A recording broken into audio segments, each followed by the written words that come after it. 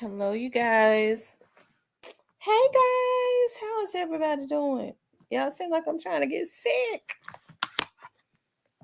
It's a lot of germs to be at the courts. So it seems like I'm trying to get a little sick. I need to take my vitamins. I decided to do a quick little live before I get in the shower.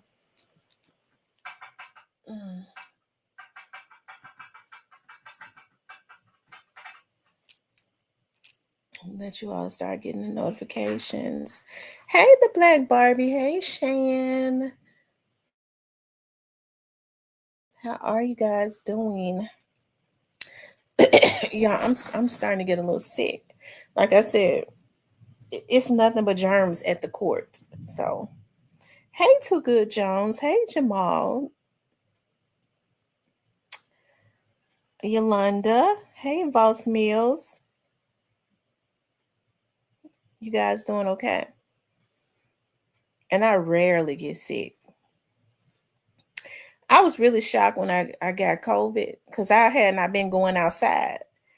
I had been in the house, had not been going anywhere. And I felt like it was just being put in the air.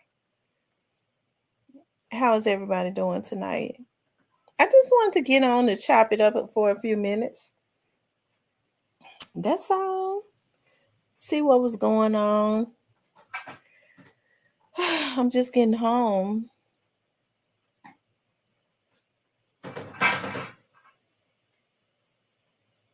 This August of this year? Well, listen, they said that it was back up in full effect. Hey, Miss Diane. They said it was back in full effect. I think I'm gonna just go ahead and have to make me some um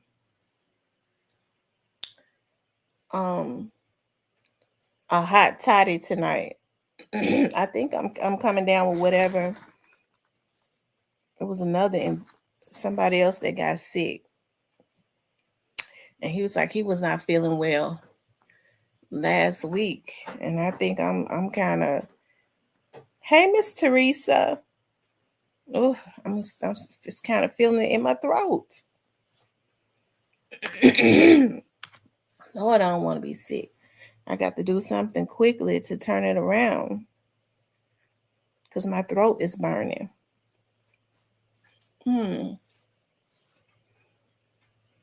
like I said, all of the germs and stuff comes in is always in the courts and the jails. I'm gonna tell you that right now. So how is everybody doing tonight?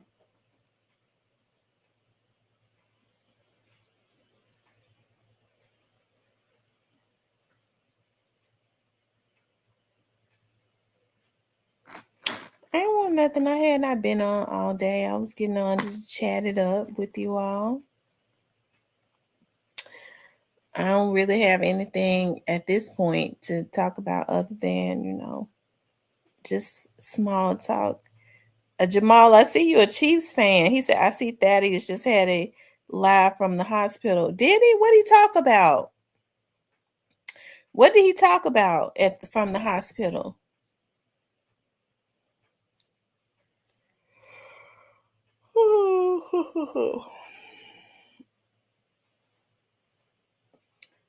I haven't even eaten anything, but I will survive. I guess I'll eat an apple. Um Hey, Positive Vibes, they're trying to fire. I don't know why they're trying to fire the superintendent. It's a lot of teachers that's saying that this is a superintendent that truly cares about the children. I mean, I don't know why they're trying to fire the superintendent. I mean, to me, it don't make no sense. But anyways, it don't make no sense.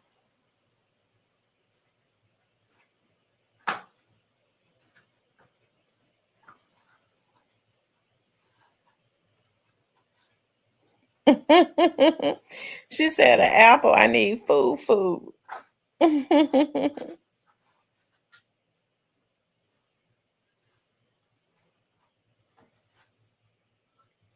I'm gonna make me a hot toddy, and I'm going to make me um yeah, I'm gonna make me a hot toddy, and because I got some brandy over there, and I'm gonna eat me an apple. I thought about chopping up some. I got some chicken Kabbalah sausages, and I thought about chopping them up and then putting them on a bed of yellow rice. I might just do that. That's something quick and easy. Um, but apples are so full of fiber. Like I think it's going to be sufficient. This weather is crazy though. 1 minute it's up, 1 minute it's down. Yeah. Oh God. It be the quick and easy food that be so freaking good.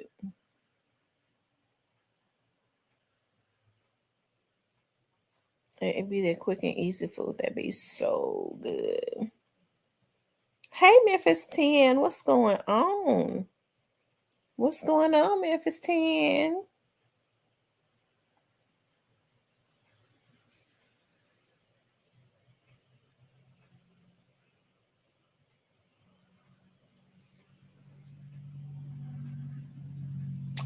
Hey the real Lil T, what's going on?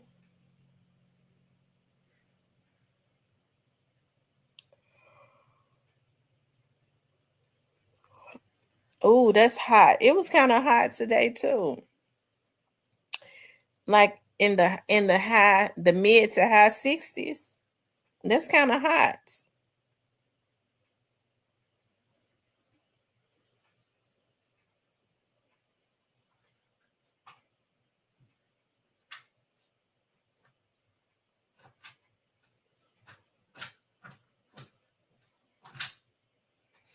Yeah, it was like that too. Real muggy. Child, I went and got my hair done, and I'm telling you, you ought to see it. Look a hot damn mess. I gotta redo it myself because of the weather. It was raining all day down here in JB. Where are you at? What is JB? Where are you at, the realty? You don't know what to wear in the morning, leaving the house with this flip flopping temperatures. That's true. Too good, Jones. That's so true. What people need to understand is that this is like pneumonia's weather.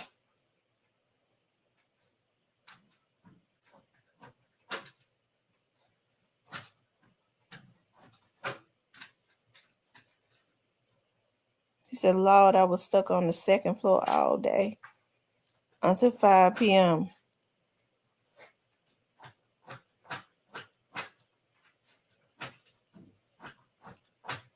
You were stuck on the second floor where until 5 p.m.? Oh, you in Jonesboro, Arkansas.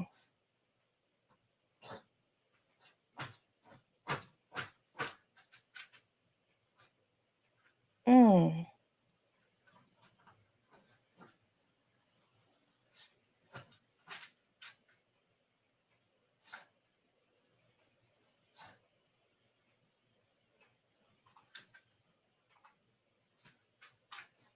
At 201. What, the elevator must have been broke. The elevator must have been broke. Positive Vibe says, hey, Mr. Parker.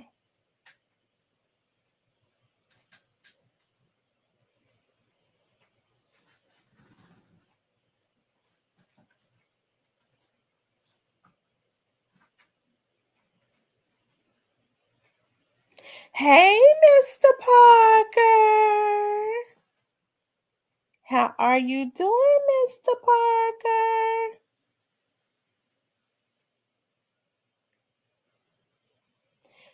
Memphis 10, why do you keep spamming my chat with that?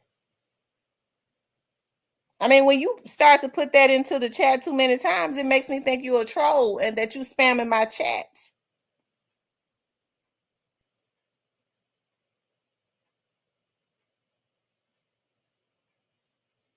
A positive vibe says, Mr. Parker, I'm doing good. How are you? The Black Barber says, had to come check this chat out too and to hit the like button. Just nosy. That's all. Y'all make sure y'all hit the like button, okay? Like, share, and subscribe, okay? Like, share, and subscribe.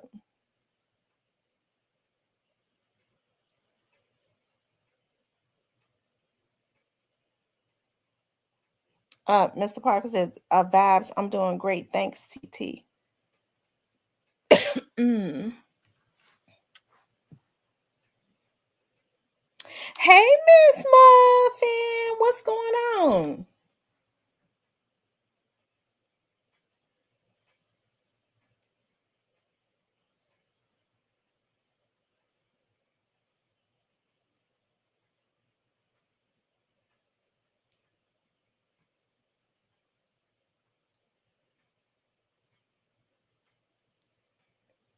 How's everybody doing today? Oh, y'all, my throat's starting to feel a little bit sore. Like I said, I'm gonna do myself a hot toddy.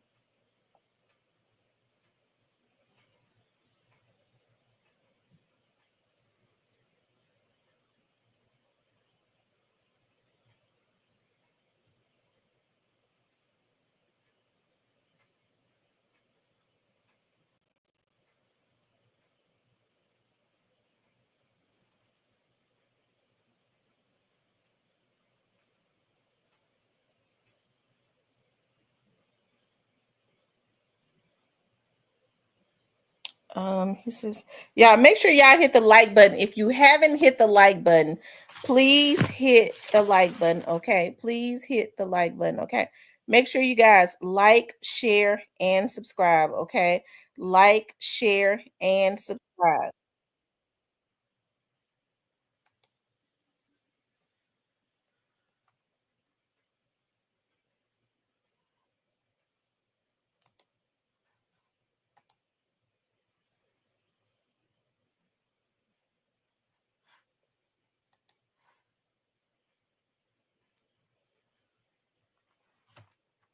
The Black Barber says, the weather is going crazy again.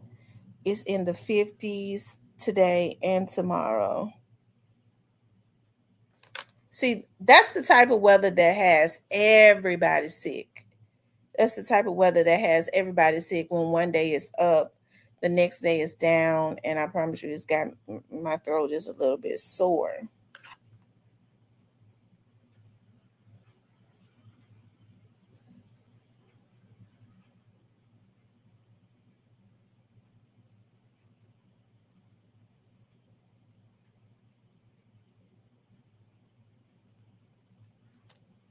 He said, "Not me, I own clothes." I mean, a lot of people have been dressing for the weather, but you have to understand that it's a lot of germs and stuff that is in the atmosphere. It's just a lot of germs that's in the atmosphere. And it's so easy. Like, folks ain't wearing masks. I think people need to start putting back on their masks and making sure that they carry their hand sanitizer and all of that good stuff. Mr. Parker says, put some clothes on, you'll be fine. Stop dressing half, but I don't be dressing on half buck naked, period. I wear boots and everything. Like I dress for the weather, long sleeves, coats. But I tell you one thing I'm getting ready to start doing. I'm getting ready to start wearing my mask. I'm getting ready to start wearing my mask. A positive vibe says people don't mind coughing with their mouth open around others either. Mm.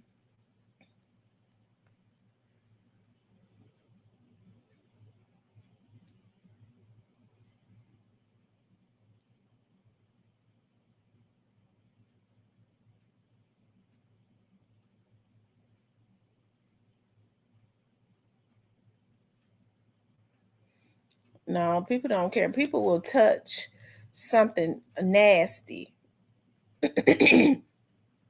They will touch something nasty and then turn around and they'll like an elevator, something public, and then turn around and eat something and won't even wash their hands when their hands got all of those germs and stuff on it. It's crazy. I mean, it is absolutely crazy.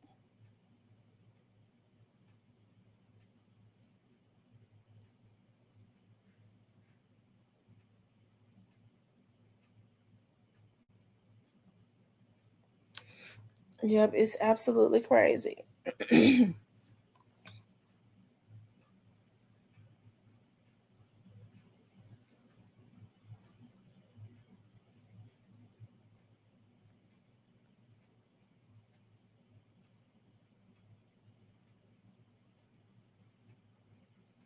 Positive vibes says people don't mind coughing open their mouth open. No, they don't.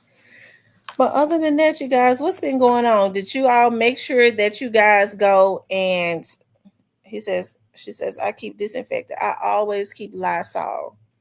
I always keep Lysol. Always. Hand sanitizer. What you could do is you can go into Victoria's Secrets and get the hand sanitizer that has that good scent. That's what I do. I buy a lot of the little small ones so that I could put them in my purse. And I put like several of them in my purse because a lot of times you can get them for like six for like $8 or something like that. And sometimes they have sales where they're like $1, like 99 cents a piece. You could stock up on them. And so that you could just keep them and make sure you always have them in your purse. I am always consistently using hand sanitizer to disinfect my hands because, I mean, anything that you touch has a lot of germs on it. Anything that you touch has a lot of germs on it.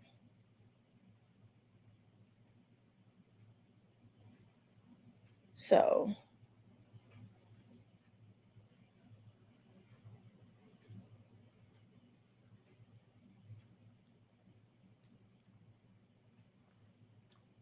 it says I keep disinfecting spray in my car and a travel size one in my purse. I tell people all the time, make sure you keep some. It says I keep a few sanitizers from every man Jack. People need to consistently wash their hands and be careful about touching stuff and eating and touching stuff and then putting your hands in your mouth, putting your hands on your face and stuff. You always need to be consistently disinfecting, consistently spraying disinfectant spray, consistently spraying disinfectant spray. Says Positive V, Shan, Diane, Mr. Parker, Miss Muffin, Lil T.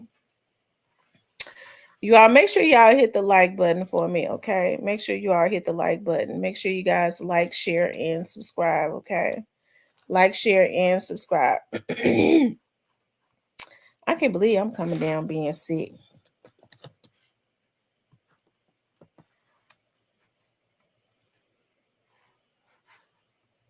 I can't believe I'm coming down being sick. Mm-hmm.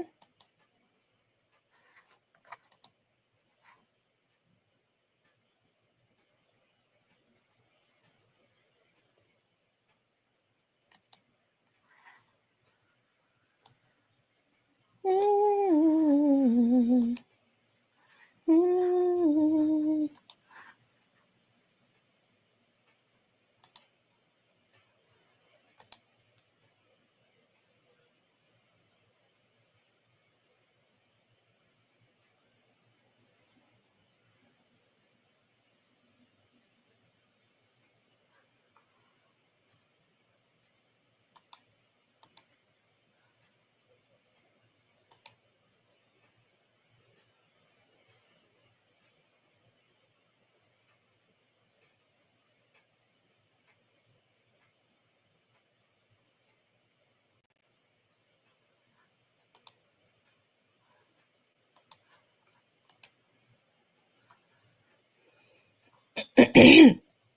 Y'all make sure y'all hit the like button for me.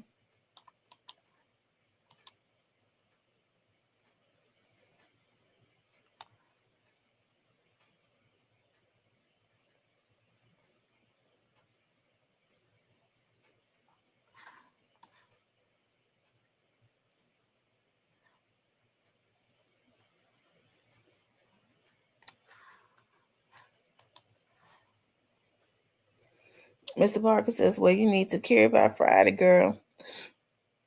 Actually, the interview is tomorrow. You guys make sure, because I already put up the notification. So make sure you guys go and hit the notifications, okay? Make sure you guys go and hit the notifications for me. And yeah, and get the notifications, okay?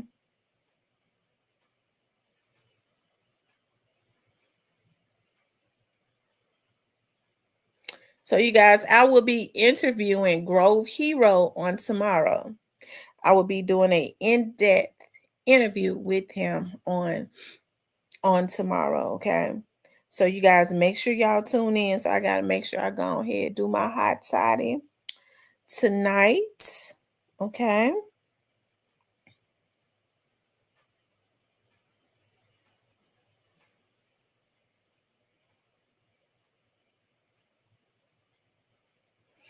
Shan says, don't forget to turn off the comments in real talk to Tamara. Okay.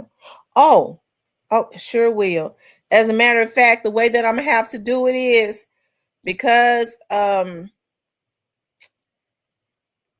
don't I don't have any memberships over there. I'm just going to stream it directly from this channel. So I'm not going to do the interview from the Real Talk with Tamara 2 channel. I'm going to do the interview directly from the main channel, the Real Talk with Tamara channel. Okay.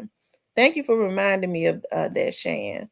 I'm just going to do it directly from Real Talk with Tamara from the main channel. Yeah, that's what I'm going to do.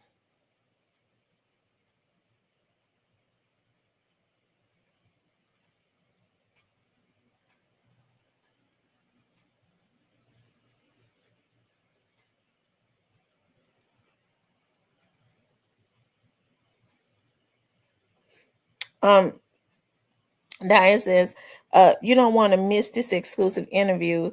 If you're not a member, you might want to get it today so you can interact with Grove. Right. What I've done is I've made it a members, like everybody will get the opportunity to see it. It's going to be public, but only the members will have the opportunity to interact and ask questions. Okay. So I think that's fair. I think that's fair.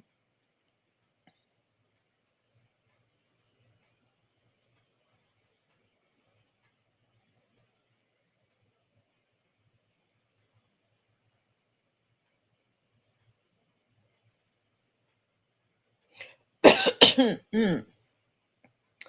Um, Paula Houses as Zion, I knew it was Grove Hero. You did. You said that. You said that.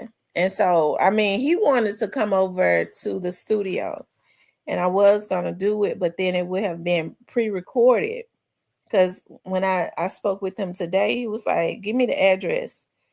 What time you want me to be there? I was like, well, I was going to, I was getting ready to do it. And I was like, well, people, I want it to be live because people want to my members want to interact with you and all of that. I think, if we do it live, that would be good. I guess I could have actually did. Hey, OG Snake Spotter, I guess I could have actually did the video live from my studio, but I think it would be better if we do it like this, right? Um, yeah, I think it's good. He was like, well, whatever works for you is cool with me.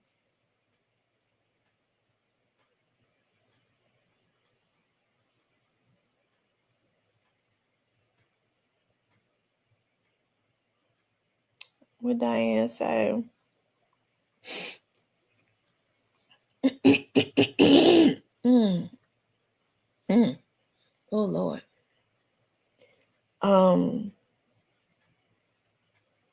Paula Hall says that would be a treat. Diane Brown says, Paula, most definitely.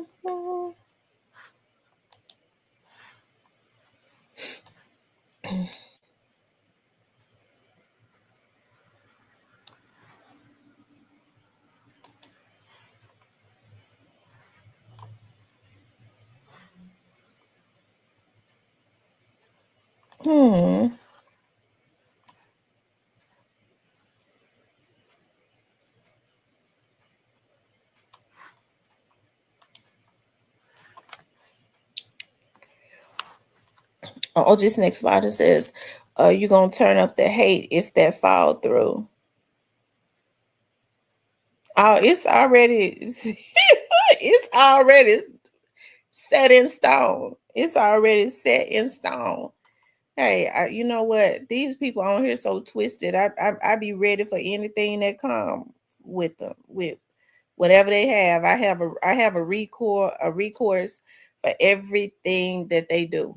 Okay, because I know what they do is gonna end up in jail. I know these folks on here twisted, and they do quite a bit of stuff on here, right? As far as they do quite a bit of stuff, but my solution is always, motherfucker, you going to jail.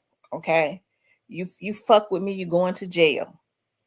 That's all. That's the reason why they hide behind these channels and stuff. You know, they think they hiding behind them, but the resolution is always jail. I want you to go to jail. That's it. Jail. Jail. I'm not playing with you. You're not gonna harass me. You're not gonna stalk me. Bitch, I'm gonna have you put in jail.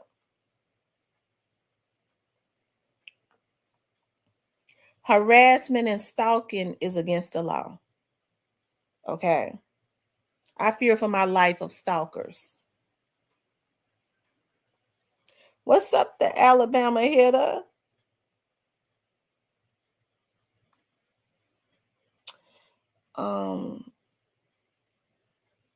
He says my grandson that ate all the cookies. What's been going on, hitter? What's been going on? I ain't seen you in here in a minute.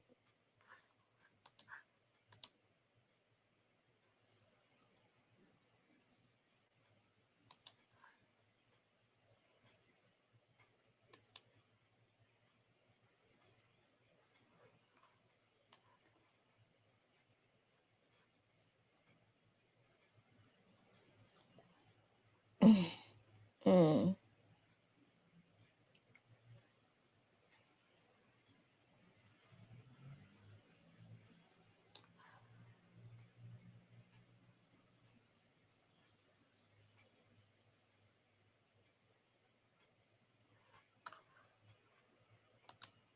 It said Jay-Z team is suing Jaguar, right? Creating content Tam in my hitter voice. I think it's going to be a good interview. I'm really I'm really excited about the interview. Okay, it's going to be a very tasteful interview. As I said, I don't ever want to bring people on and get them involved and instigate anything and get them involved in any beefs. That's not what my that's not what my platform is for, right? To get them involved in beefs. We definitely gonna have good conversation. Oh Lord, Cypress. We definitely gonna have good conversation. And yeah, we're definitely gonna have really good conversation.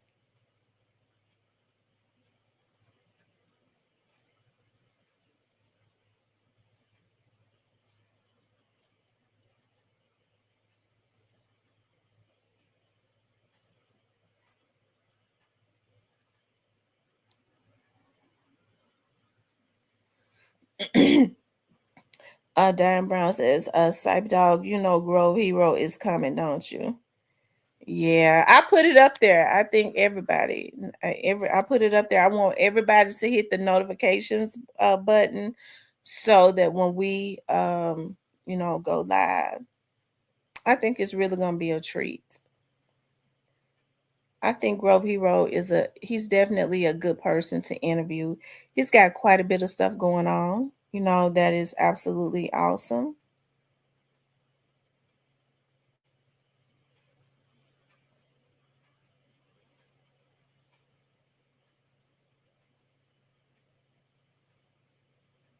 Tomorrow, the interview is tomorrow. The interview is tomorrow at 8 p.m.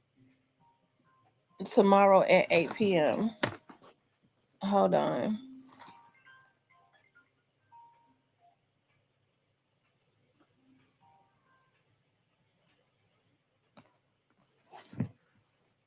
Who that is calling me this late? mm. Hold on, y'all.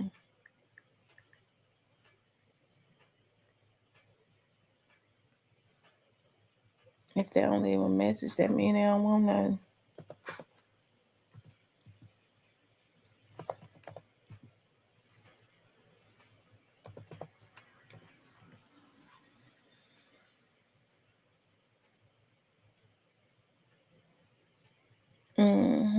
That mean they don't want nothing. Hold on for 1 second, you guys.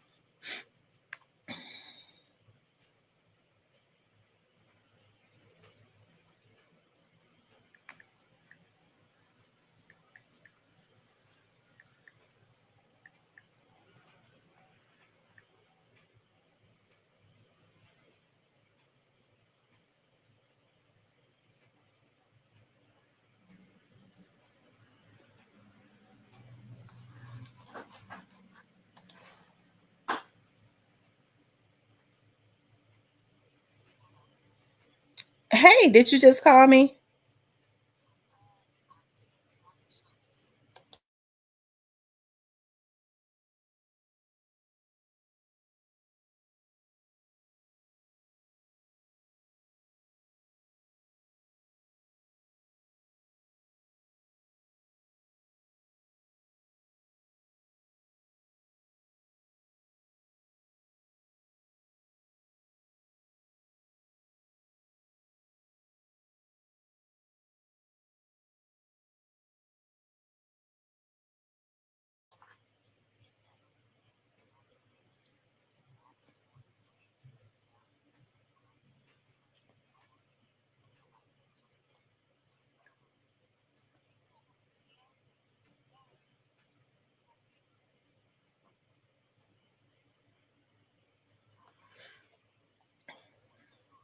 Oh,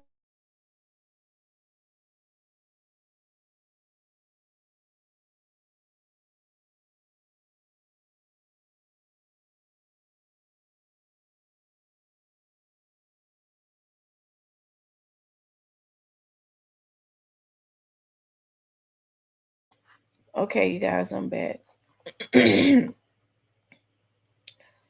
um, Diane Brown says, Edward, Sipe ain't gonna do right.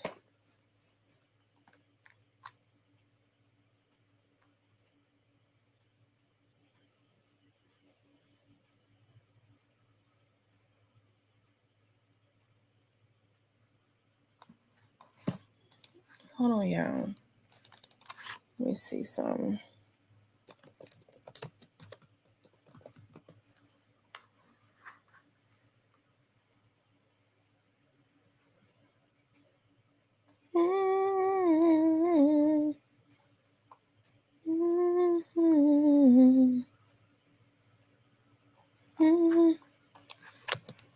Hold on, y'all.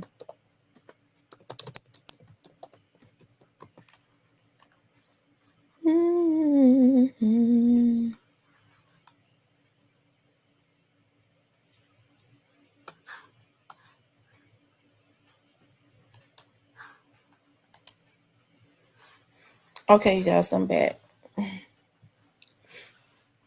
Diane says 5,000. You say here to get in there then. A huge congratulations. Hitter, you've hit 5,000 subs. Shout out to Hitter. Did he say he hit 5,000 subs? Yeah, shout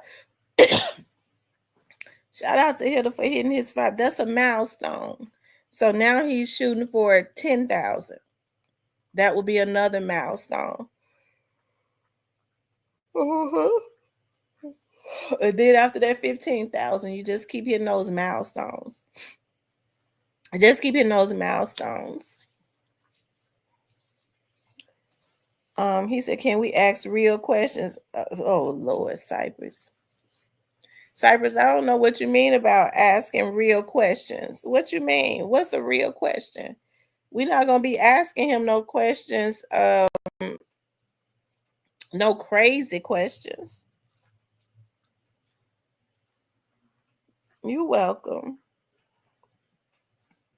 Edward Pot says Cypress on here talking about Migo when the lady interviewing Grove Heroes. Cypress, you awful.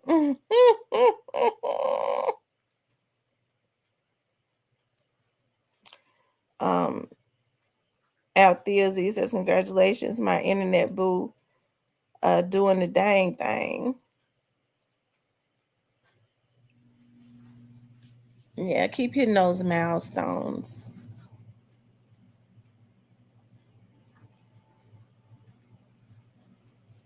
He said, now that's who's messy. We're gonna have to hold his mule. I tell you.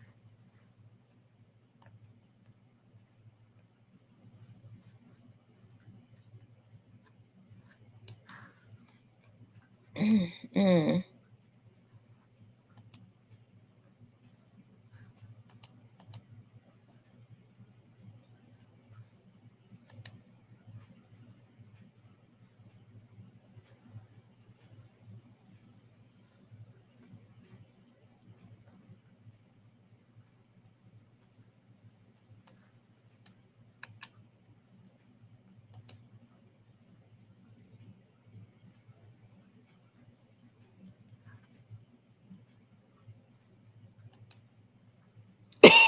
Mm.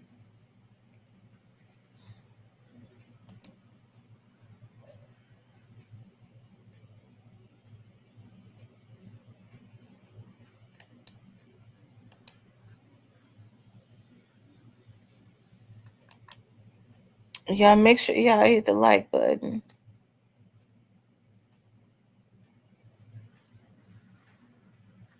Mm.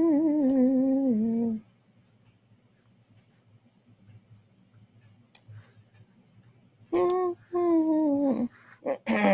Mm.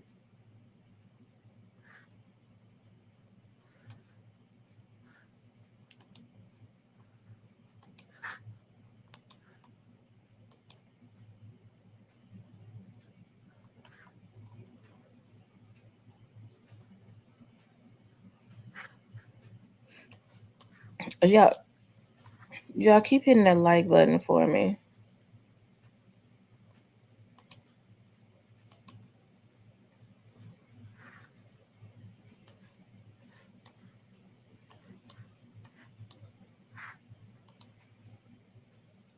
Mm.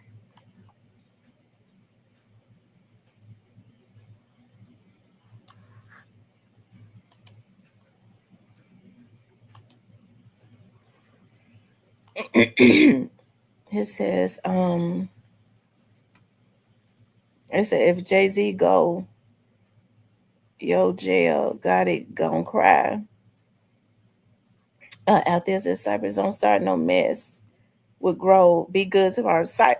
It's a members only, it's gonna be a members only chat. I don't think Cypress is a member, so he ain't gonna be in the chat.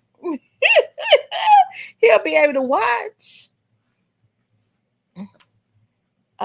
Edward Pot says, I can't press it, but one time saying, okay, Edward.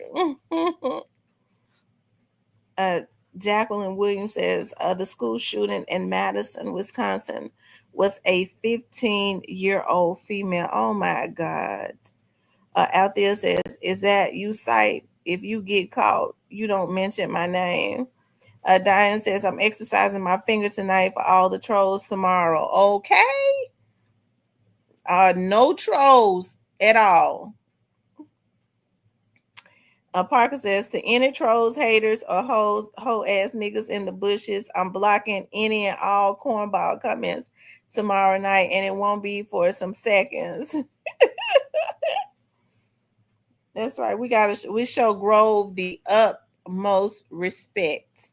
Okay, he is a philanthropist around the Memphis area. He's a leader around the Memphis area. He's doing great things for the city of Memphis.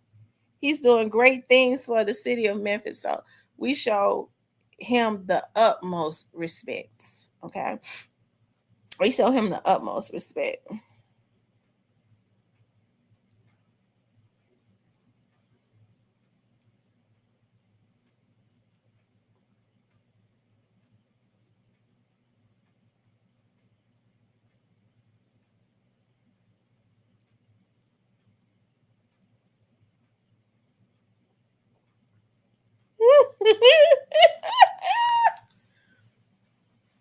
I tell you. Hold on, y'all.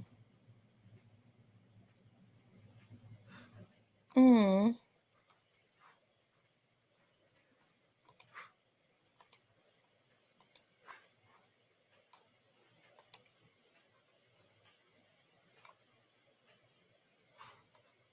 Y'all make sure y'all hit the like button for me. I would appreciate that a lot.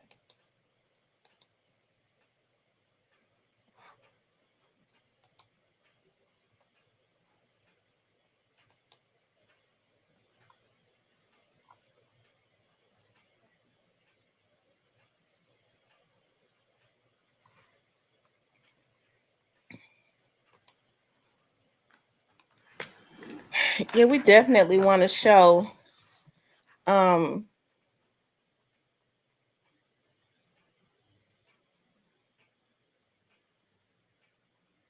and we're just chatting it up. That's what we're doing. We're just talking and chatting. We're just talking and chatting.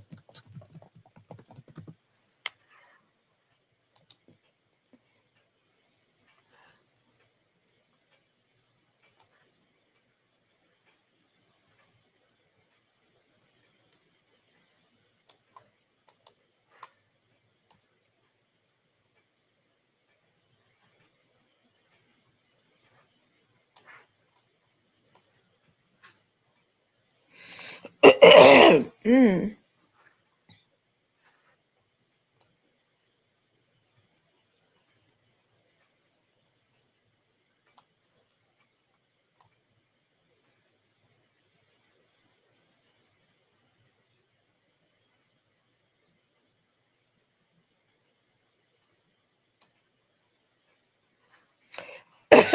Oh.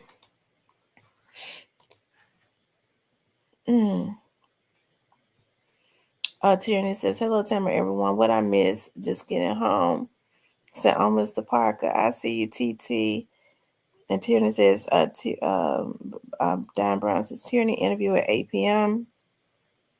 with Grove Hero. He says, Parker's laid the law down. I see.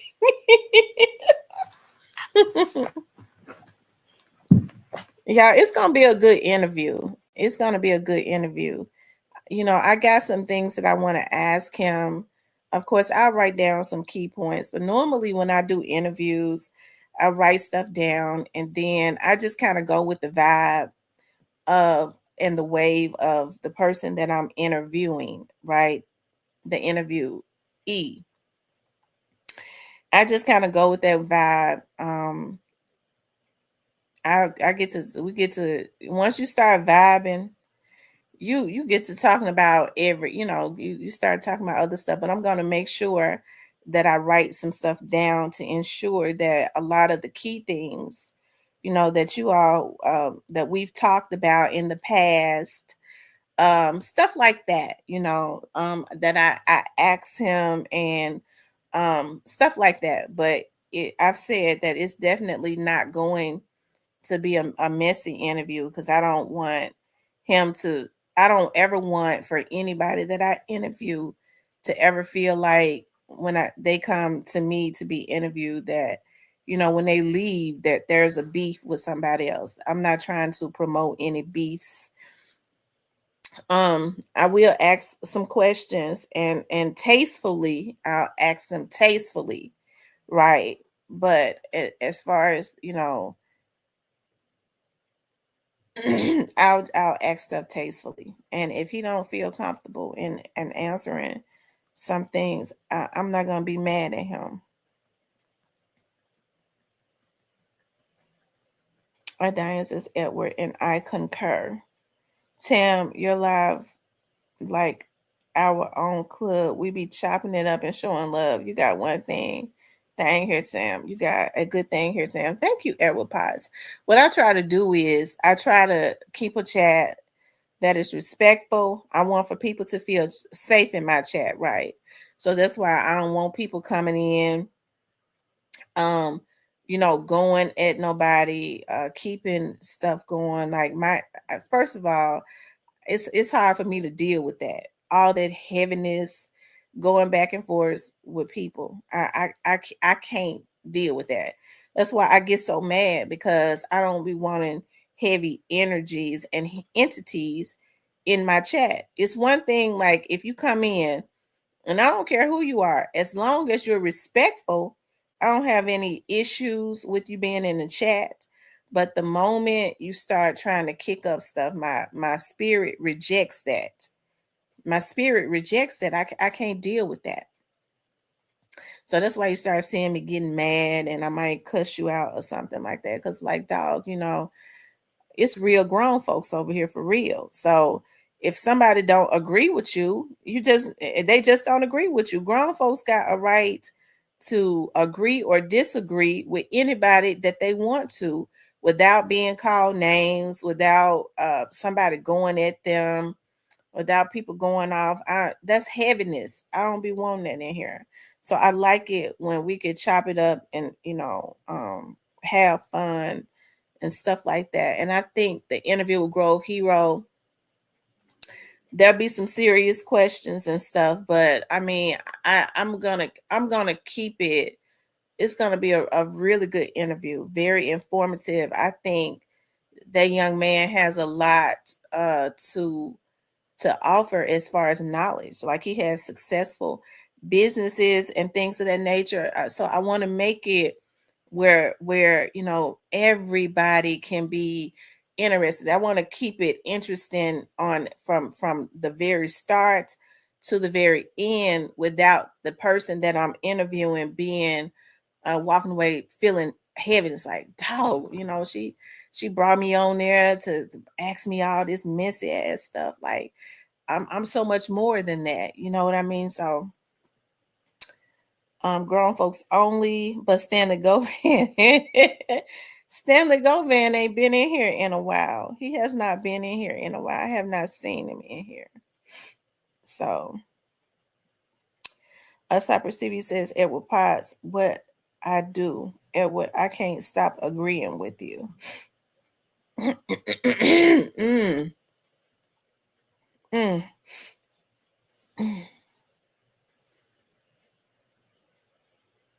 Mm.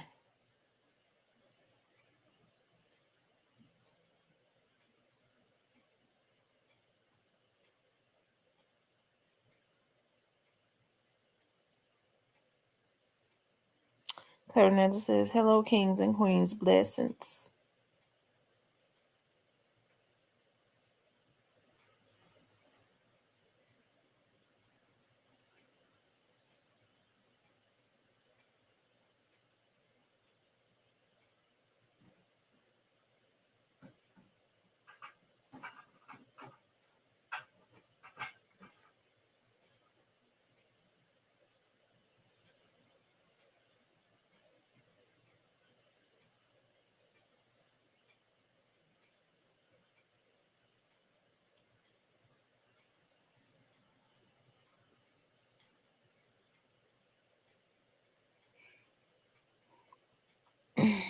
Mm.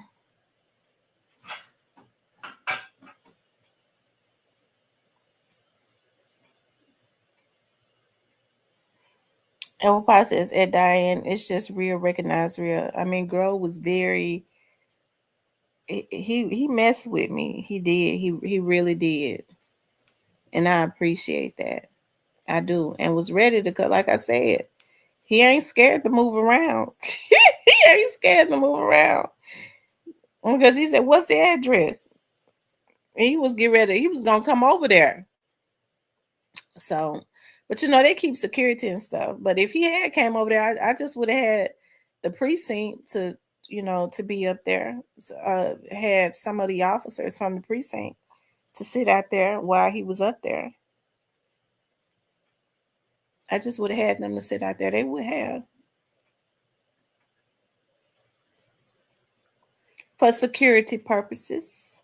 Okay.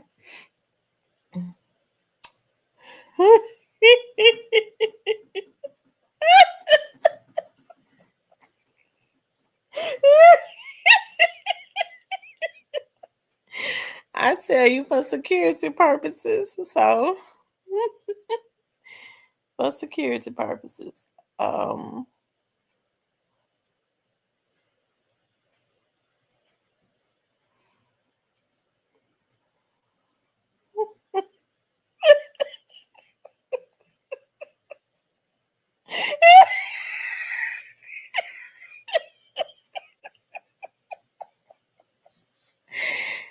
yeah, I'm looking at something on my phone.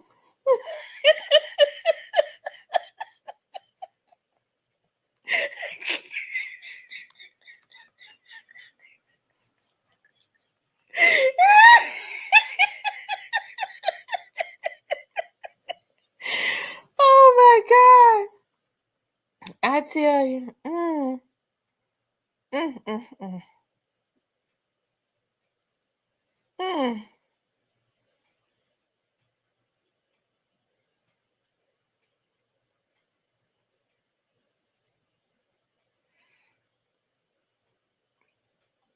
Does anybody know a good hacker?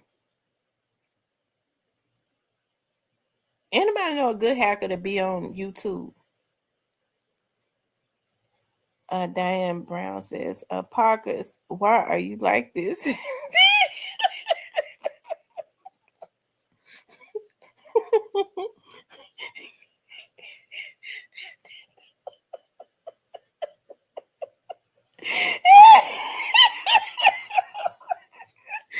Oh my god. Cypress, I'm just kidding. I'm just kidding. I'm just kidding.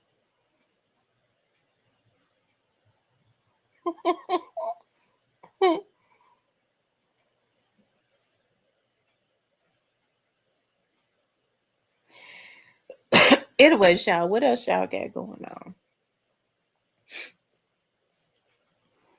What else y'all? Said Apple Pie says, and Diane, he called and said, hello, it's me.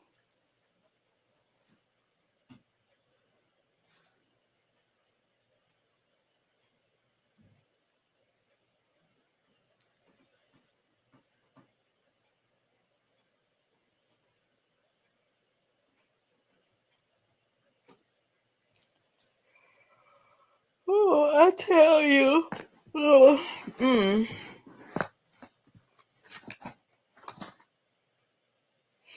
mm.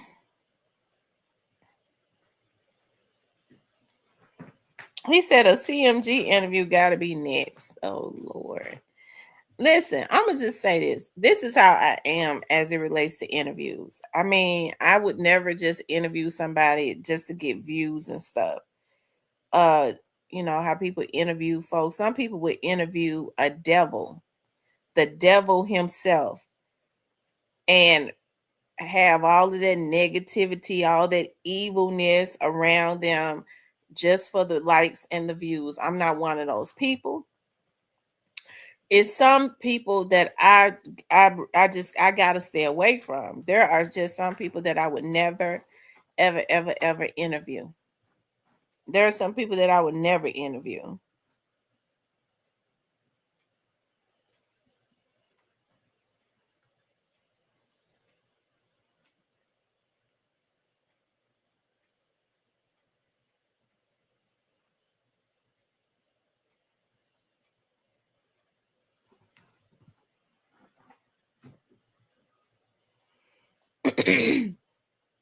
Yeah, there's just some people that I would never interview.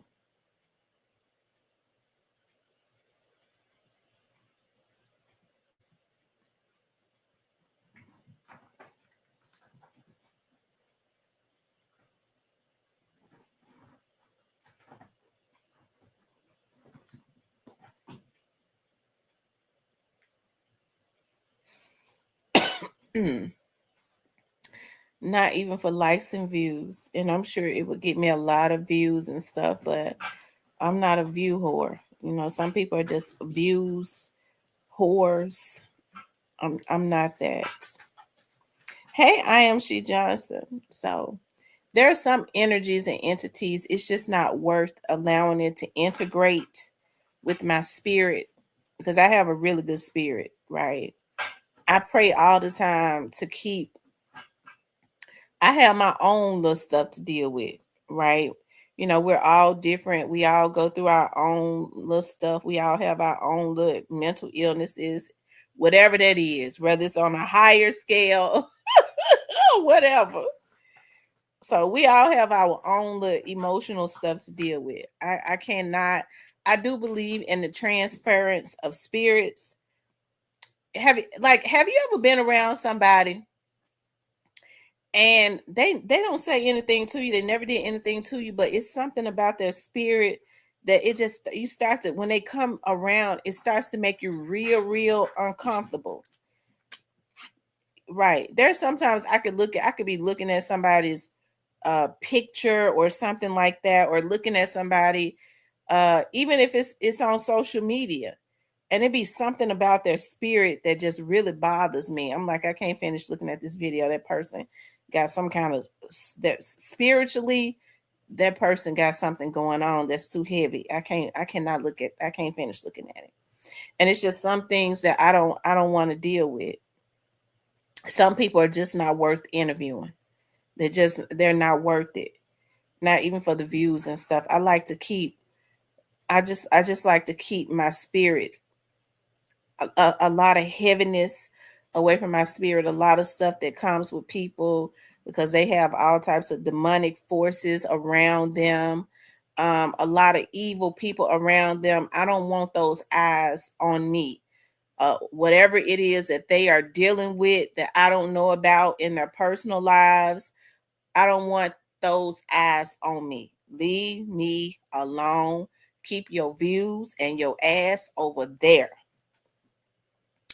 When I look at Grove Hero has a good spirit. He does not have any heaviness about, when I look at, because I was looking at his interviews a lot. I was looking at his interviews a lot, and I never felt any heaviness or anything like that. That dude got a good spirit. So that's the reason why I know that this is going to be a good interview. And everything that I do, it um has to be beneficial, right? Grove Hero has a wealth of knowledge as it relates to business, right? We see he's being successful in doing what he's doing, right? I want everything that I do to at least be able to help people. I know there are some things that we want to ask him about Dolph. Of course, at the core of it, I'm sure he knows that. I'm sure he already knows that because um, a lot of people have an interest in Dolph. They want to know about his relationship. What was he like? He's one of the people that was in Dolph's inner circle. So, of course, you know, young Dolph's death affected him. We want to talk about that, of course, but he has a lot to offer, right? A whole lot of other things also to offer that could absolutely be educational and beneficial. That man is a philanthropist. If you ask me, he's a leader. Look at what he's doing in the Memphis community, right? I think a spotlight should be on that, right? Because when you start thinking about what he's doing in these communities and stuff, um, hey, I think when you see him doing it, he's got the heart to do it. Hey, that's another young man that was birthed up from up under Young Dolph's loins, right? So I think we have to bring attention to that also, and shine a bigger spotlight on stuff like that when they're doing great things was in that's in the community, because that helps to keep Young Dolph's legacy going, right? Because he was the one that helped to give these young men an opportunity so that they could do what they do. So we got to shine spotlights on that too, right? Y'all know how my spirit is when it gets to getting too heavy. I tell you, well, this, and that, and this, how, I don't want the man to leave and have to go get more security. That's all I'm saying. Oh shit, I done went over here and she asked me these questions and I answered them, and now all these, because it's gonna be a lot of eyes on it. Now I got to go get more security. I'm not trying to promote that. I don't care how I feel about a lot of these young men, because there are some of them that I don't care for what they do. But I absolutely don't want nobody slaughtering them, like just slaughtering them. And so I wish that a lot of these young men and old men with their old stupid asses, it ain't nothing worse than a damn stupid old fool. You in your damn late 30s and 40s, and you go and you in your, especially if you in your 50s, and you sitting up promoting I'm a pimp with your old ass, you throwing up gang signs, you trying to send out these young dudes. Like I said, these dudes be throwing up gang signs and they got arthritis in their damn fingers and shit, knees and stuff all bad. You is retarded. It's something wrong with you.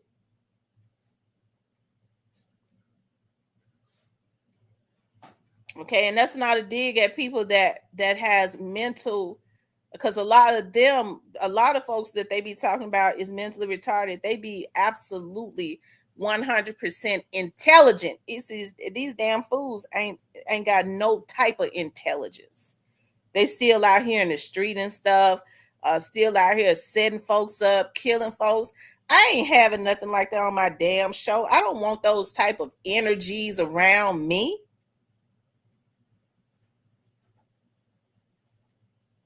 They'll never get a platform to promote that garbage on my show.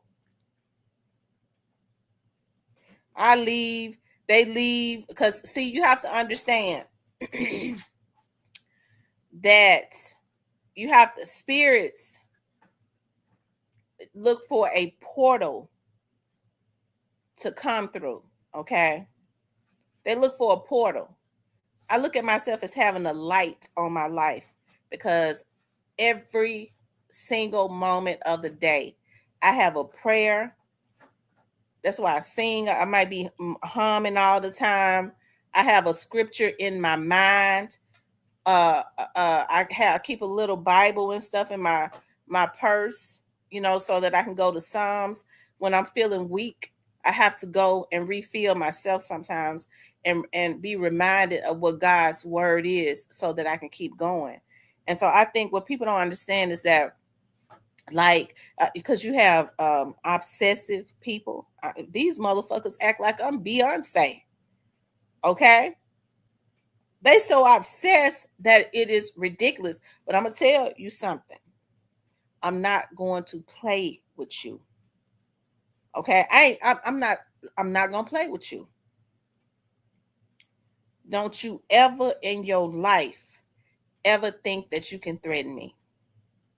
Don't you ever in your life think that you can. I know where you live at. You better not come to my house. Don't you ever in your life come to my house. Because see, these YouTubers is something else. They hackers. all I don't know. You know, I hear they can't blackmail me on nothing. That's the reasons why I go to the FBI and the police about everything. Then they jump they raggedy asses on this app and start getting these women. I was listening to somebody say that a YouTuber, they had dealt with a YouTuber before, and the person said, I told a YouTuber, I'm not all this crazy stuff y'all do, like putting people's addresses out, sending folks to people's houses, calling folks, stuff like that. I can't do that. That person told me, that YouTuber said, "Oh no, that's for the women to do. We get the women to write up, to go on the FBI site and write up fake reports, file fake reports on folks, and we send them over to their offices, like they sent that woman over to my office, violating my privacy and all everything else that she did. These damn fools. I'm not gonna play with them." All they want to do is try to be able to hold something over your head. You got one time to say it. One time. I know where you live at, and that's going to be your last time. You stalking me. You stalking me. I fear for my life. You ain't got no business wanting to know where I live at. I fear for my damn life, you fucking rapist and stalker.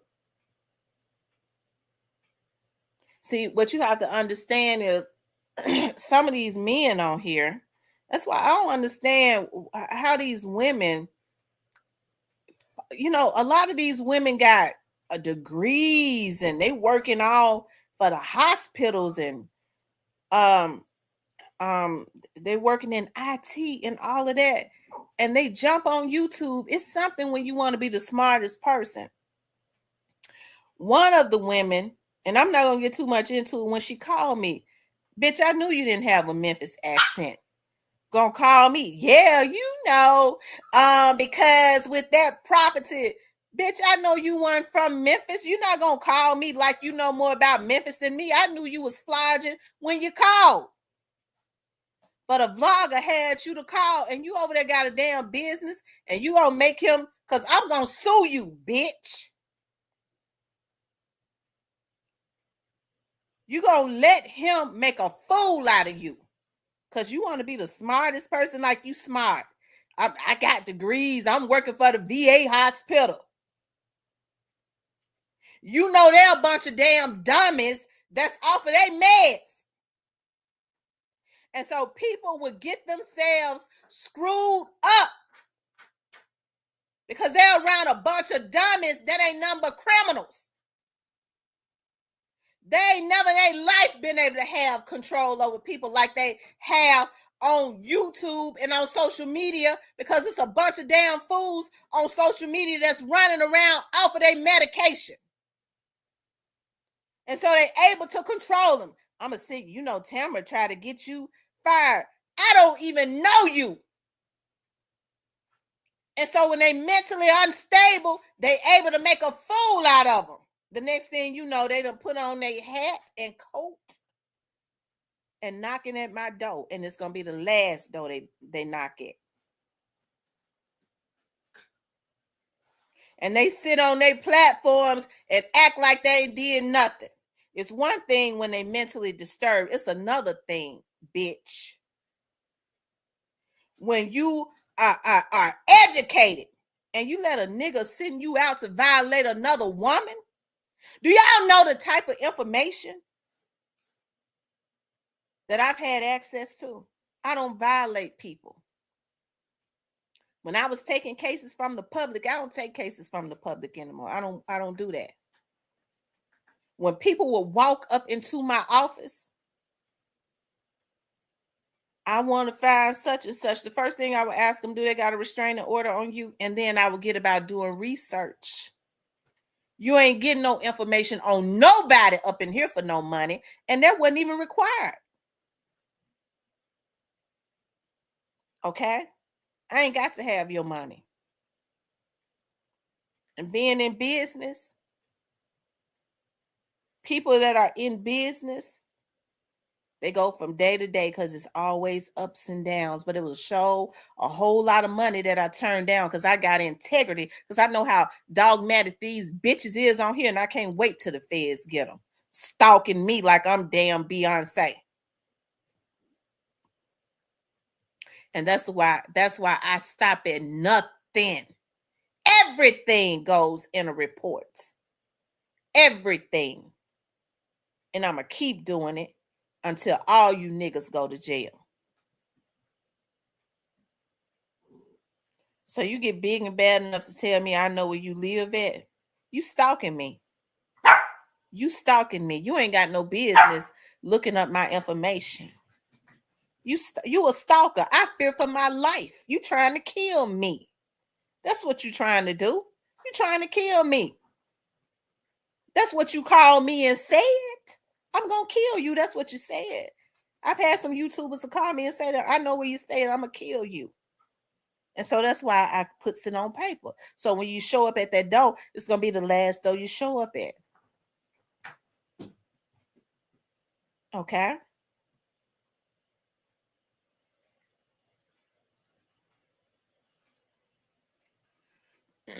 I'm sick of these mentally unstable, stalking violators. The government has an obligation to protect people like me from these sickos that have gotten on the internet. Okay, and it's another form of really a rape. When you start violating people, I'm looking at information, bitch. That's another form of rape. You going all through their stuff. You ain't got no business doing that. You sick with the information that I had access to. Did you look up such and such? Why? Because I don't want to know. I don't want to know nothing about them. That's why I ain't look it up. I'm not mentally unstable.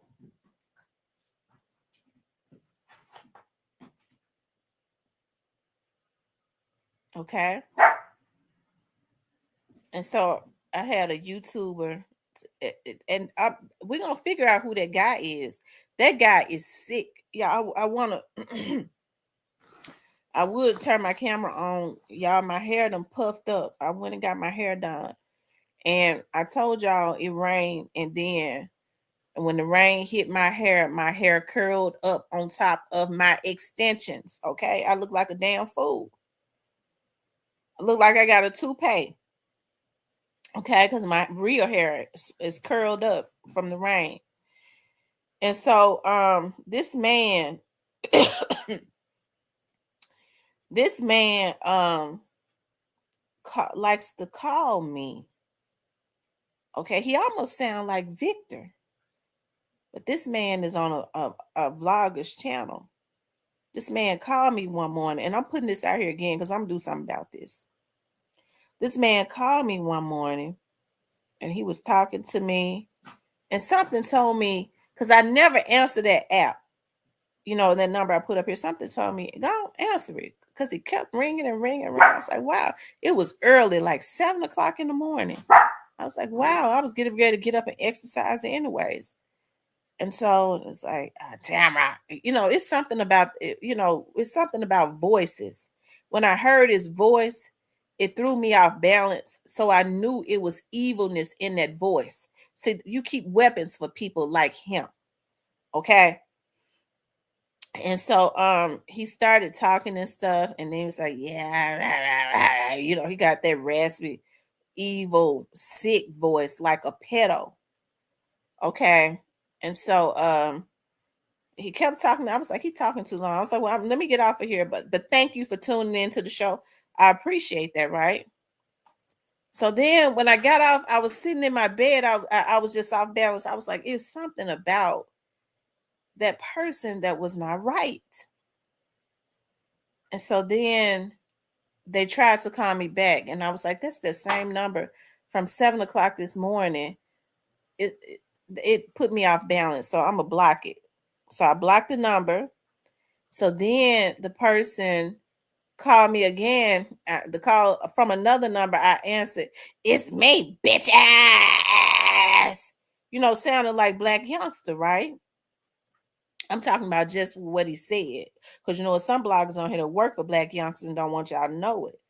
And so talking about they pro Dolph, but they ain't.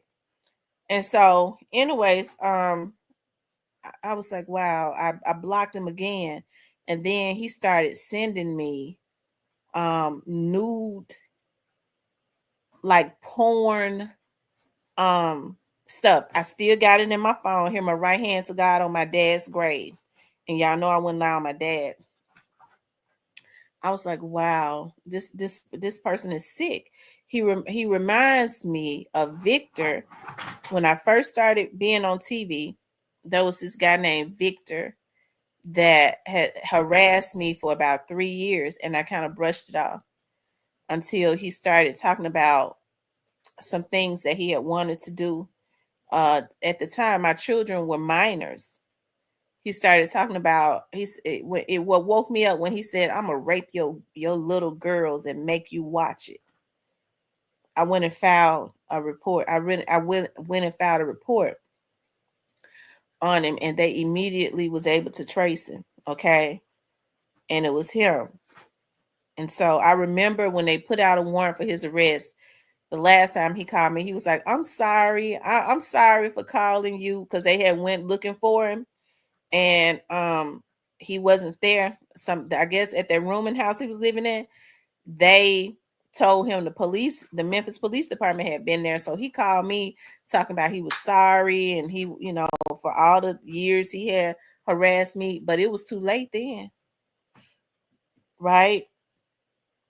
And so anyways, he went and he was arrested and all of that, and he never he hadn't called me from that day to this day, right?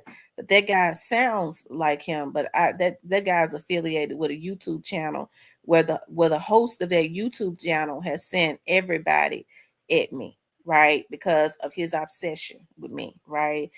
And so he's gotten some women tied up in some federal stuff with their jobs because of his obsession with me. Him and a blogger in Dallas. Yeah. And so I was listening to a YouTuber on Cypress channel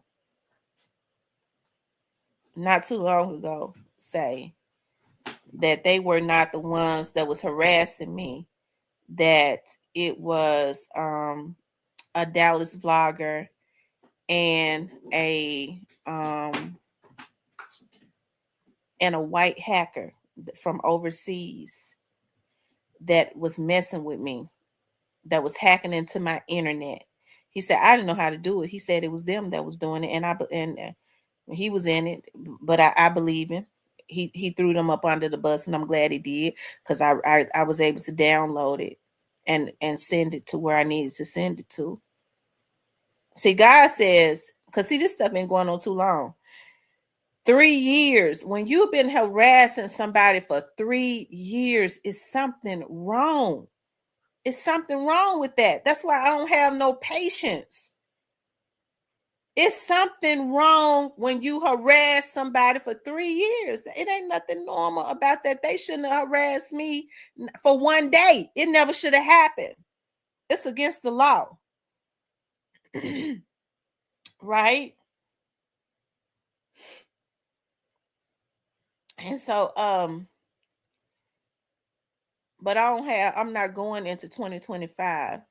It's been 3 years since Young Dolph was taken out, unfortunately. These vloggers, an Atlanta vlogger, a few Texas vloggers, a few more vloggers, okay, and some that are not vloggers have been harassing me for that long. And I all they ask is going to jail. I'm going to ensure that in 2025. Because when men are that unstable, when you look at a lot of these men backgrounds, they have histories of violations as it relates to women. So it's a hate thing. There is one vlogger that I absolutely believe deal with mentally ill people that are on meds. So because I guess it's easy to manipulate him because he wants a bloodbath. He want to be able to sit back like y'all remember the Good Sign and send these mentally ill motherfuckers out. Okay?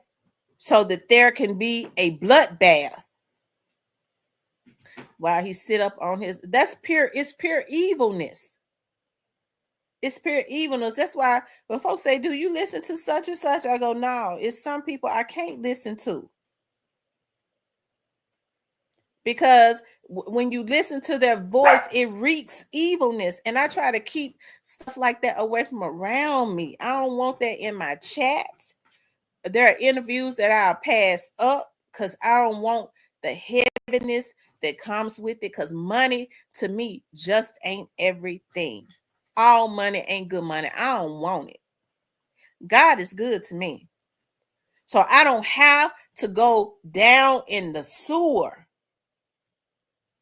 to get money and views.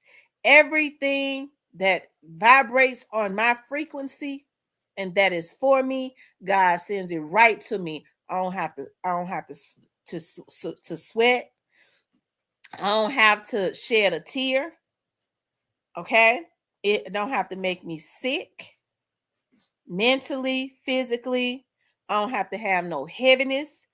Every good thing that is for me, God does not withhold. I reached I reached out to Grove Hero, and I still don't know why I reached out to him. I was like, dog, I knew I had reached out to him before, and I told him I reached out to him, and I was like, I'm going to he had did something. I was like, I'm gonna talk about that on I had written in his comments, I'm going to talk about that on my vlog. And I was really surprised when he commented back. He was like something he said, yeah, day one, my day one, right? So I was thinking, I was like, wow. And that was some months back. I was like, wow, I wonder if he looks at the vlog. I wonder if he looks at my vlog when he said that, right? Because I don't know if that's a new word that y'all know. I can't keep up with the new words and phrases and stuff. So I don't know if when people say thank you, my day one or whatever, that's a new phrase they use. But I was thinking, well, maybe he look at the show, right? So then I had reached out to him about, and I'm not going to go too in depth about it, about interviewing him, right? And I just stepped out on faith with that. I was thinking about it, and then I said, I'm gonna just step out on faith with it. And that's what I did. I stepped out on faith. I sent him a message, and I was like, how much do you charge for an interview? And he says, well, Tamara, I'm gonna tell you right now, I'm expensive. He responded back, and I was really shocked that he did. He was like, Tamara, I'm a little expensive now. And I was like, wow. And he said, well, he was like, well, what you working with? And I told him, and he didn't respond no more, child. I said, well, I'm on a welfare budget. I'm on a welfare budget. And so he didn't respond back. And so I didn't get offended. I didn't get mad or nothing. I was just like, well, God, I prayed about it. And I know you told me to reach out, that it was okay. I felt like it was okay to reach out to him, right? So I kind of joked with him. I said, well, I guess what I just said, I guess no more. He didn't respond no more. He didn't respond. He said, as I said, well, I guess that's a no. You don't respond. You didn't respond anymore. He said, Tamara, that's just too that's just too low.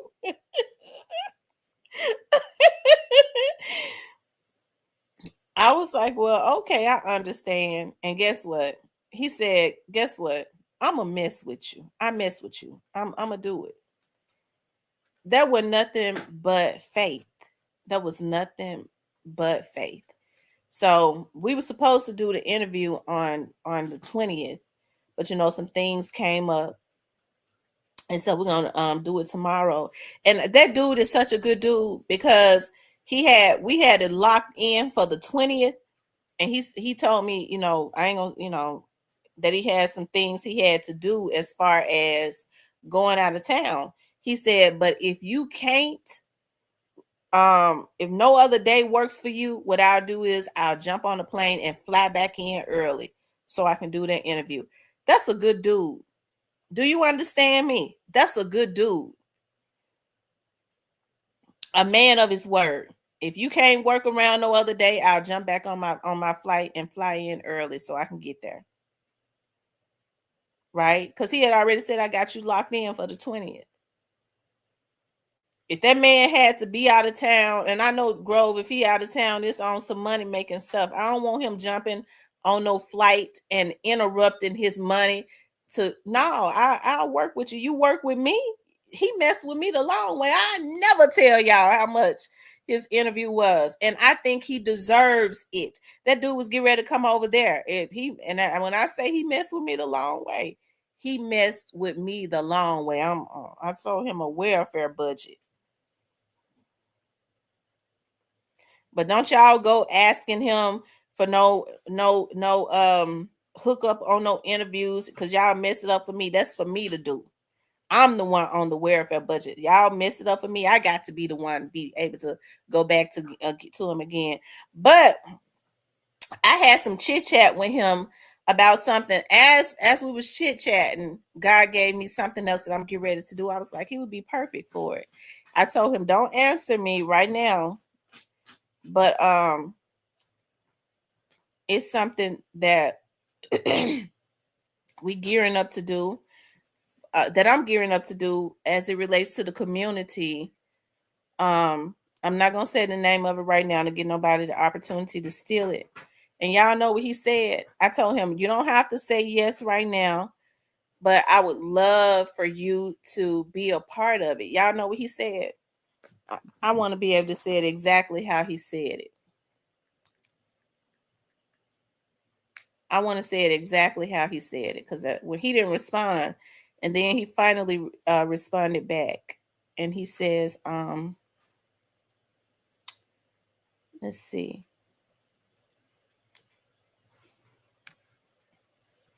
I have to be able to say it the way he said it. He said, "You too hard. I like that." So, what I asked him, that in my spirit, in my heart, that means that he's going to take the invitation on that.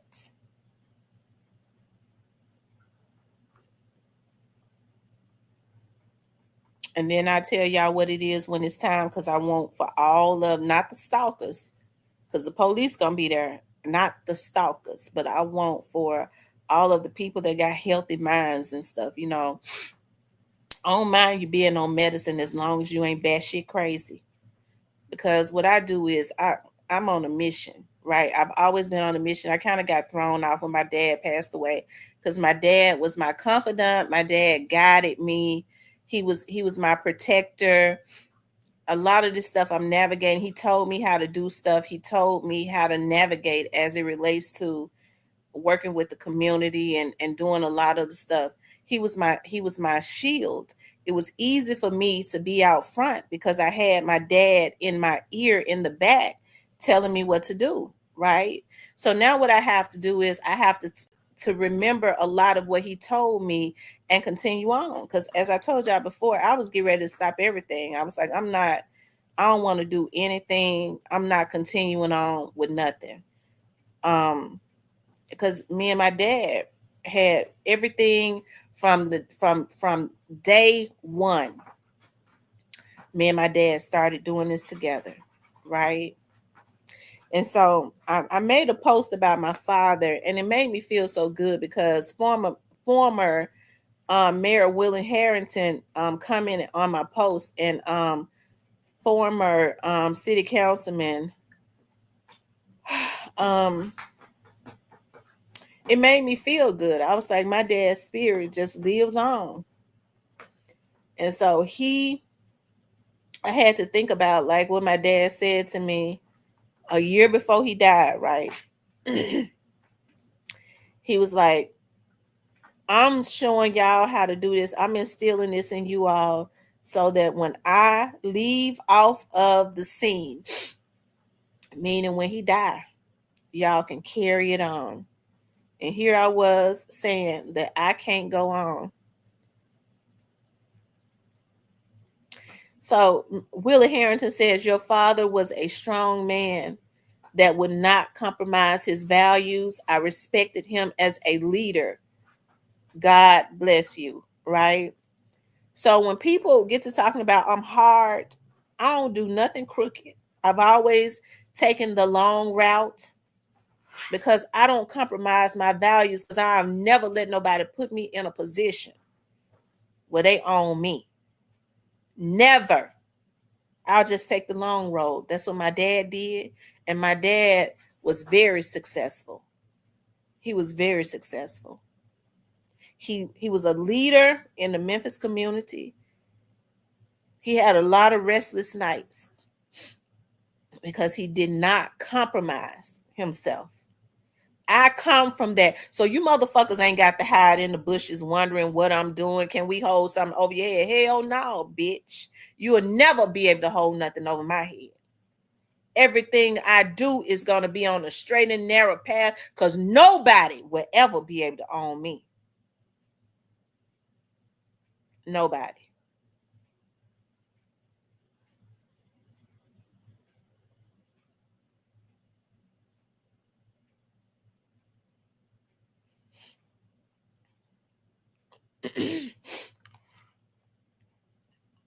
Yeah, I'm getting a little sick, but it's okay. I'm gonna drink a hot toddy.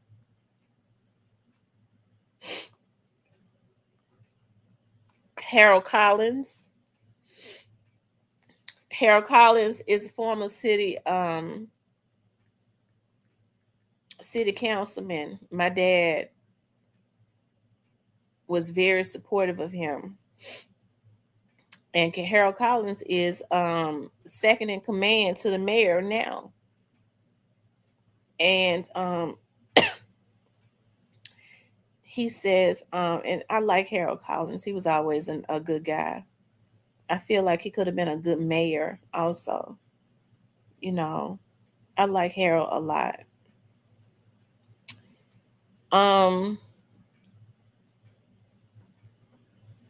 I remember when my dad, he was very supportive of my dad. He was. He says, your father was a tremendous leader.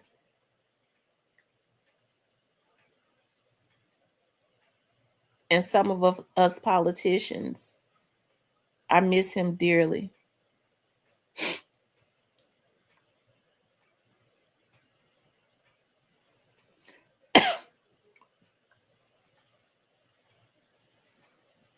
I love my dad so much. And I miss him a lot.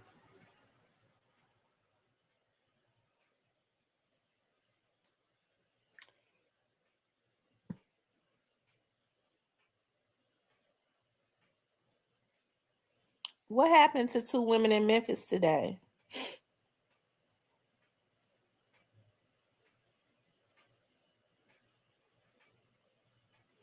So, to the hackers, to the stalkers, don't you ever think that you're going to ever do anything to me and I'm not going to fight you. I'm going to fight because, see, y'all violates me. And I'm going to fight until the violations are exposed and dealt with. And motherfuckers, don't you ever think I'm going to back down, bitch. I don't care. I ain't scared of no lies, no nothing. I fights. I fights. So don't come half cocked, because I fights. And I fight. I have what's right on my side, so I always win. So don't you ever think I'm a coward down to nothing. I don't know if battle I ever got into that I didn't win, because I'm always right.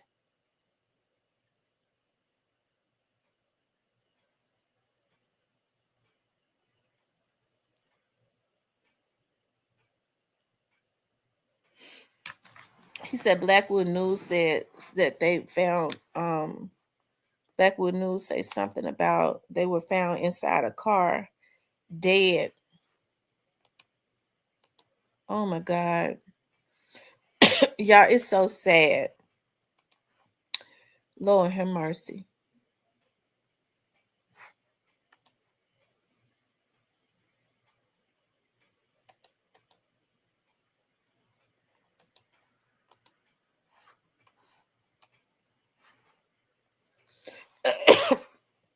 Hold on, y'all. I see it right here.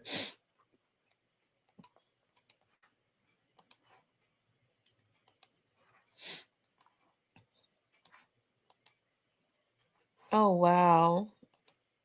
These are the two women. What in the world? It says, breaking news. I just got word that these two ladies that were found shot today in a car in the LVG neighborhood. It's the holidays, y'all. Keep the family and friends of Miss Ellen. Wait a minute. Wait a minute. Not I don't think that's the Ellen that does hair, is it? Maybe not. Is her name Ellen that does the hair? That has a hair school? Maybe not. Wait a minute. That look like Ellen. Ellen is sharing in prayers. Is that Ellen that does the hair?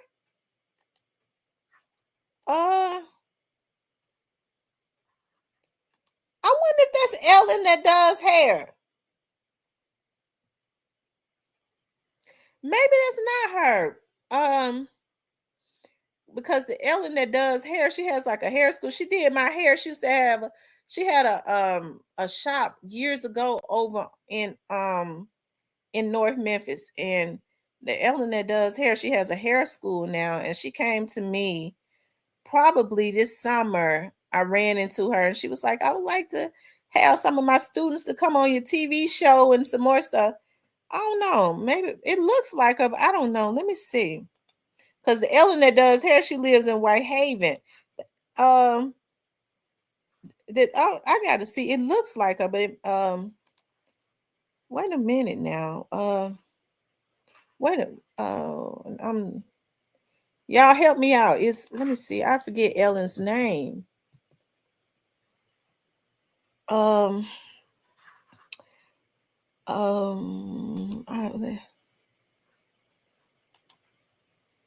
is it Ellen Granberry?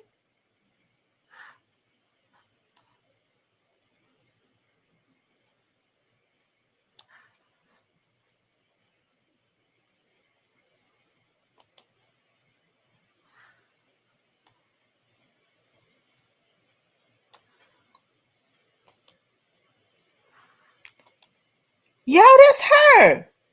Oh my God. Oh my God. Oh my God. Oh my God. She used to be married to that guy that had that they had that tax service um remember they had the white man on there talking about it's on like a pot of neck bones. Oh my God. Oh my God. Oh my God. It says no, please God, no. How do y'all know it's Petty? Did they say her name? Oh my God.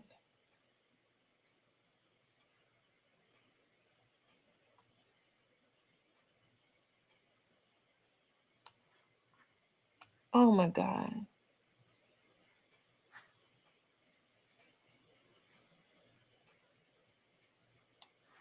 Y'all, they saying it's her.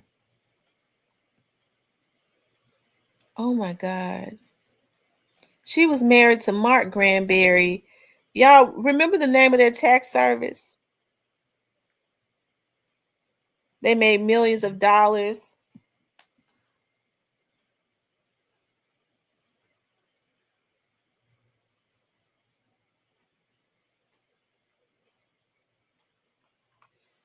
Oh my God.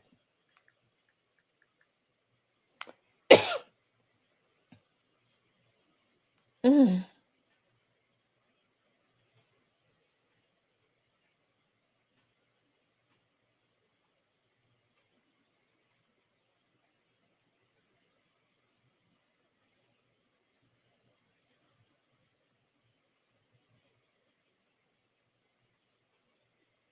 Oh God. Mm. Mm. Mm. Mm. Mm.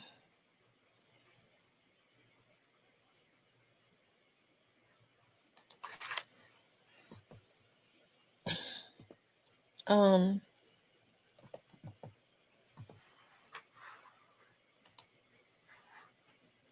Mm.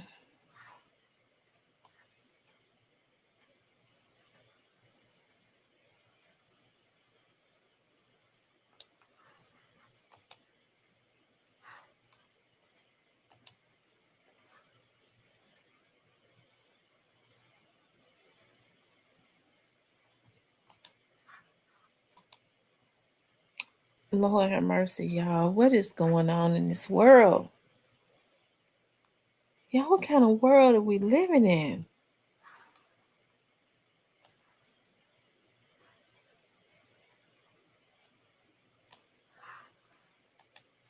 Oh my God.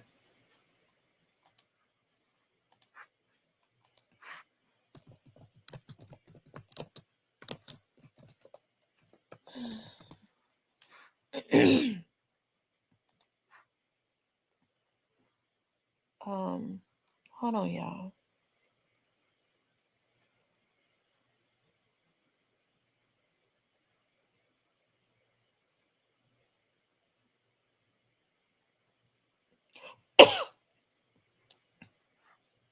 Hold on, y'all.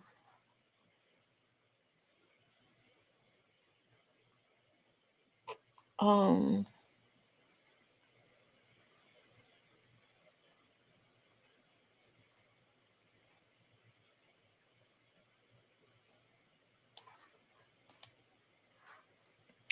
okay, let's see what the news is saying.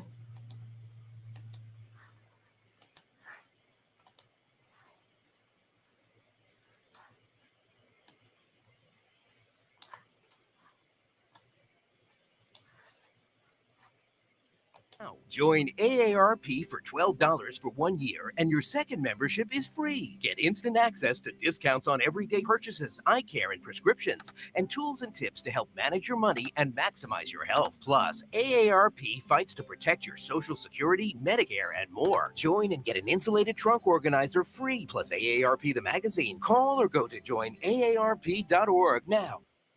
We're on top of breaking news tonight at 6, this time in southwest Memphis, where police say 2 people have been shot and killed. Good evening and thanks for joining us. I'm Greg Hurst. Stephanie is off tonight. WRUG's Shay Arthur is live off Manson and Delta Roads where that scene unfolded. And Shay, I know you've been there all afternoon and into this evening. What have you been able to learn? Hey, Greg. Well, I can tell you, as you can imagine out here, as it's been steadily raining off and on, it certainly can't be making investigators' jobs any easier for that matter. And it's also extremely dark out here. They've been out here now for about 5 hours. You can still see them here in the distance, still working. So far, police have not told us any information about who they believe is responsible for this violence or if they have anyone in custody. But I want you to take a close look at this video here. You can see what appears to be bullet holes in the door of a car where we've watched investigators really focus their attention. We zoomed in significantly on that video as we've been kept back about a football field or so from where that shooting happened. Now, I've spoken to a handful of neighbors who believe this was a drive-by shooting right in broad daylight around 1 o'clock this afternoon. They described hearing rapid gunfire coming from what sounded like a high-powered weapon. Police only telling us when officers arrived here to the scene, they found 2 people dead. No word on what sparked that violence. But here's one man I talked to. He lives nearby. It's a bad situation. It's sad. Seems like it happens every day. Every day. Constantly. I don't know why. Yeah, Greg, and you can really hear kind of those questioning there in his voice as we're back out here live for you tonight. And he shares a sentiment other people have here in the neighborhood I talked to that are frustrated and saddened by seeing this violence and just really witnessing the aftermath out here again. Shot and killed. Good evening and thanks for joining us. I'm Greg Hurst. Stephanie is off tonight. WRUG's Shay Arthur is live off Manson and Delta Roads. I've seen that street, Manson. Let's see.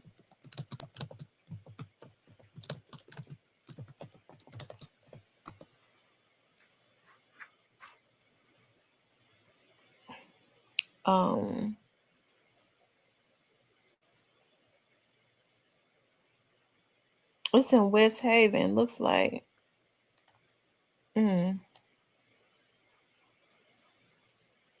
Is it Westwood? Park Rose, I think, is around Westwood.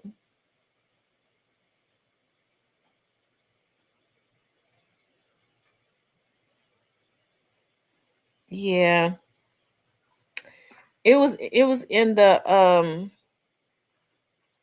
going towards the Westwood area, but it was around Jeter, which means it wasn't in the Westwood area. It was around Ford Road.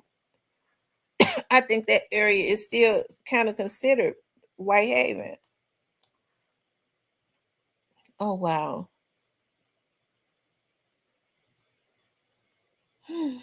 Oh,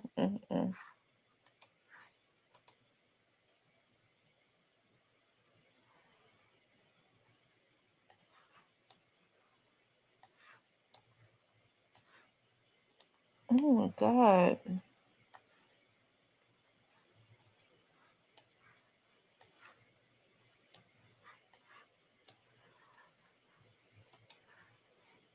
I wonder what was going on.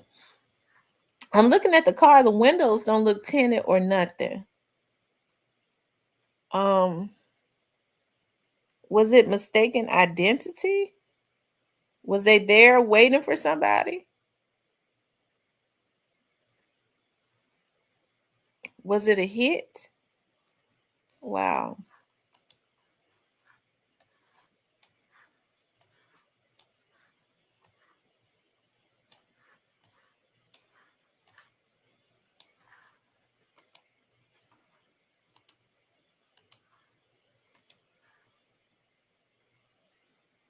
Possibly domestic. That's kind of what I'm thinking too. I'm kind of thinking that too. That's what I was thinking. They look like they wouldn't hurt a fly. No, it probably was domestic.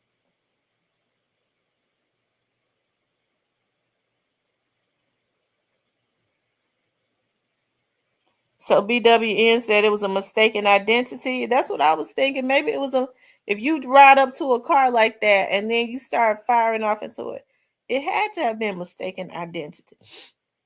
And you just killed two women like that?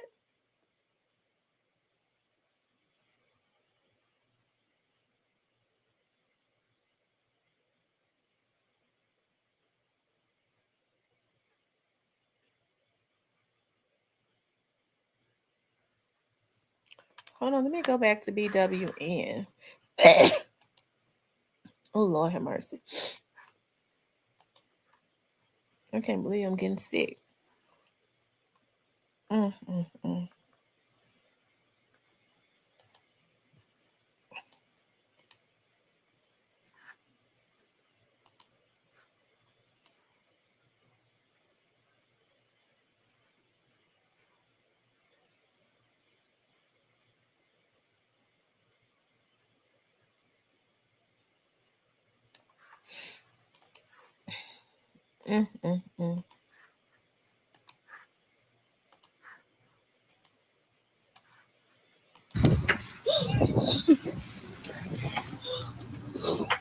I missed it. It's okay.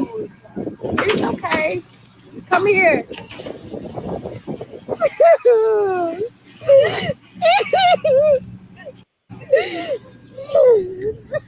I was probably dead.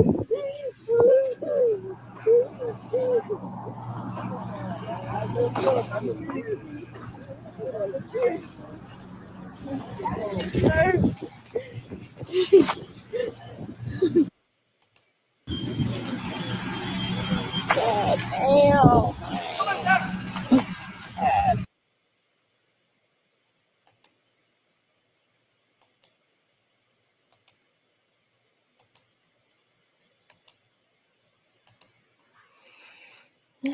Wow.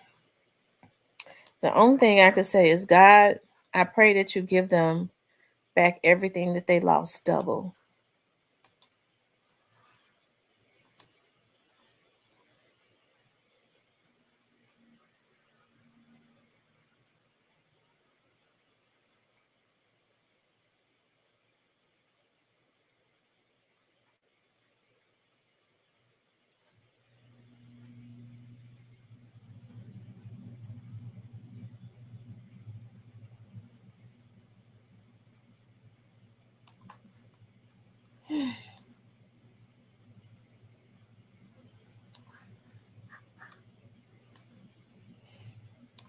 Y'all, this right here, I just cannot believe this.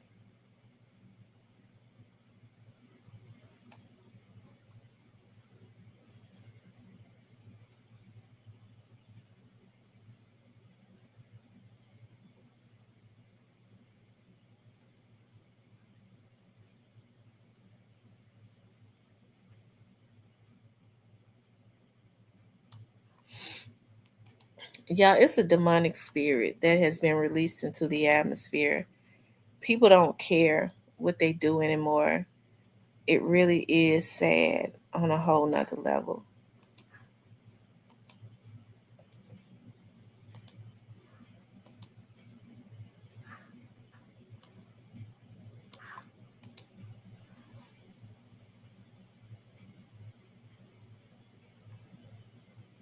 I agree with you, Mr. Parker, 100%.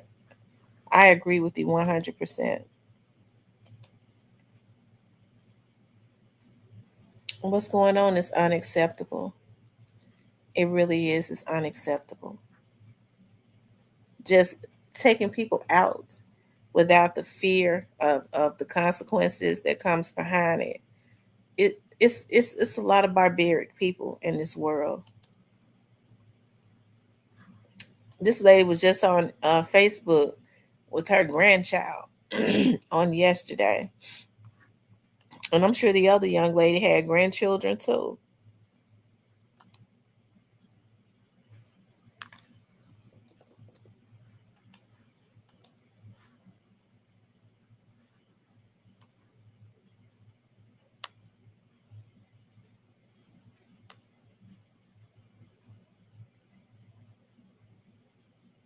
Just 20 hours ago, this lady was posting.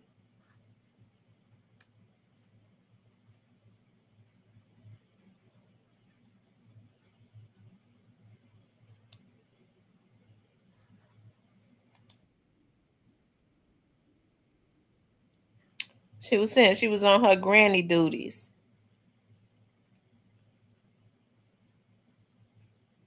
Mm, mm, mm.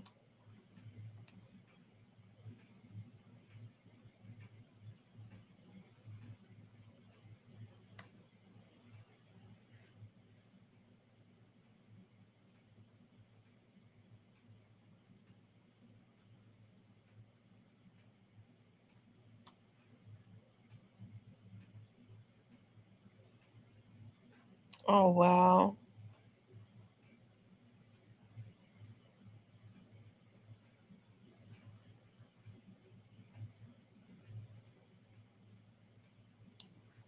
Well, God, I tell you, the only thing you can do is pray for her boys, her family. Mm, mm, mm.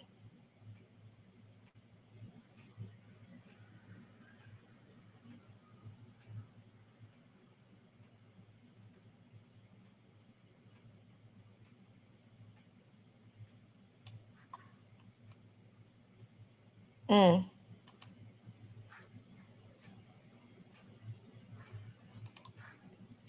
Well, I'm sure whatever it was that happened, I believe it's going to come out. I think it's going to come out before the Christmas, before Christmas Day. I really believe that it'll come out before Christmas Day. Mr. Parker says the elder they interviewed all but insinuated that the people know that the city government doesn't care. He couldn't say it outright for fear of retaliation. I heard it in his voice. Oh, wow.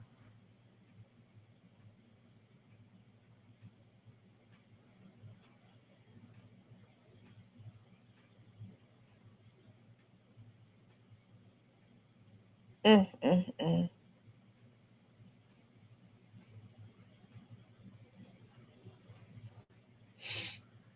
And y'all know what's so sad? We sit up and we're always talking about racism and the white people says this, white people says that. We need to deal with what's going on in our community first. We need to deal with the black people says.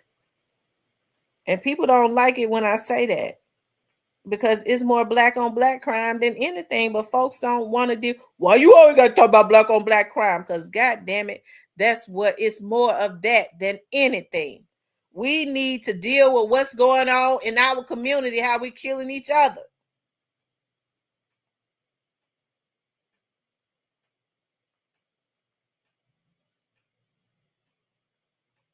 That's what I was looking at. I don't think the windows was tinted. I'm going to relook at it again. I don't think the windows was tinted. Now, Ellen always rode around in luxury cars. So I was trying to see what kind of car that was. Because it wasn't her car. If it was not a luxury car, it wasn't hers.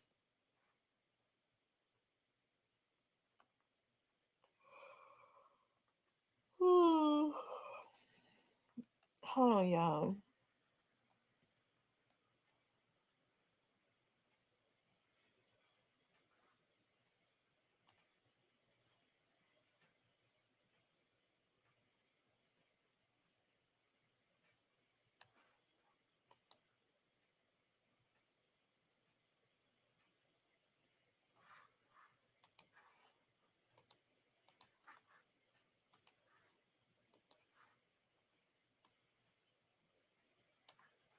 Like cornbread dressing, sweet potato casserole, mashed potatoes, and a dozen others. So sit back and relax. Dinner is done. Only at Abby's, how the South does fast food.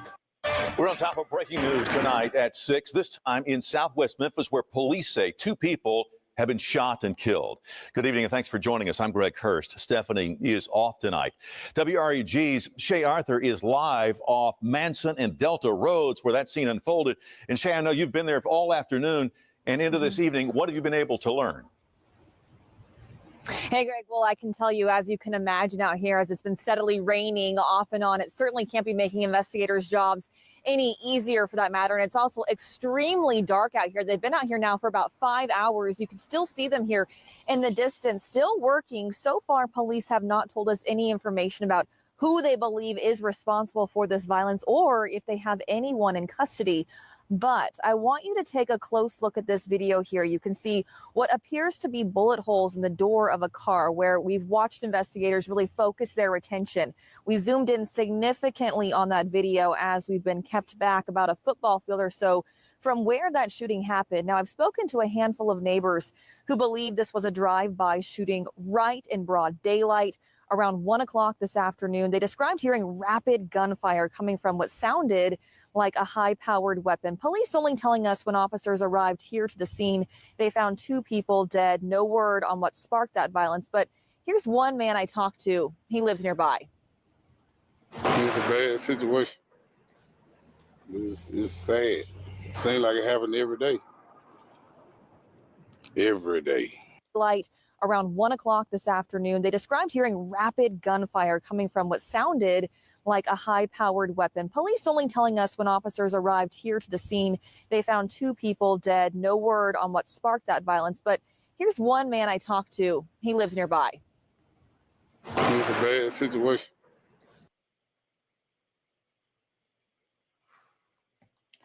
Yeah, what kind of car does that look like?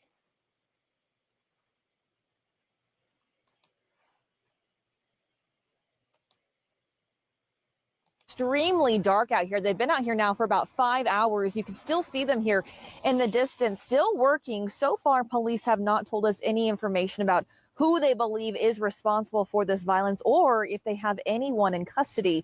But I want you to take a close look at this video here. You can see what appears to be bullet holes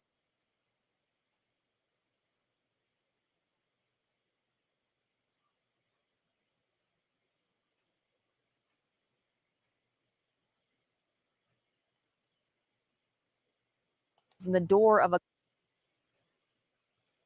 car where we've watched investigators really focus their Yeah, the windows look pretty dark. You're right. The windows look really dark. They look really dark. attention. We zoomed in significantly on that video as we've been kept back about a football field or so from where that shooting happened. Now, I've spoken to a handful of neighbors who believe this was a drive-by shooting right in broad daylight around 1 o'clock this afternoon. They described hearing rapid gunfire coming from what sounded like a high-powered weapon. Police only telling us when officers arrived here to the scene, they found 2 people dead. No word on what sparked that violence, but here's one man I talked to. He lives nearby. It's a bad situation. It's sad. Seems like it happened every day. Every day. Constantly. I don't know why. Yeah, Greg, and you can really hear kind of those questioning there in his voice as we're back out here live for you tonight. And he shares a sentiment other people have here in the neighborhood I talked to that are frustrated and saddened by seeing this violence. And Oh, wow. Why in the hell would you shoot into a car and you don't know who in there? If you can't see the people, why would you shoot them? It could be anybody. It could be the wrong car, anything. And maybe it was a hit. I don't know. It's sad.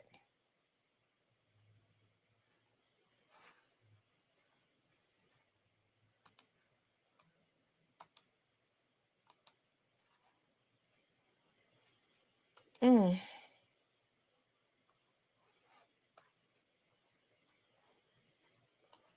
Mm, mm, mm.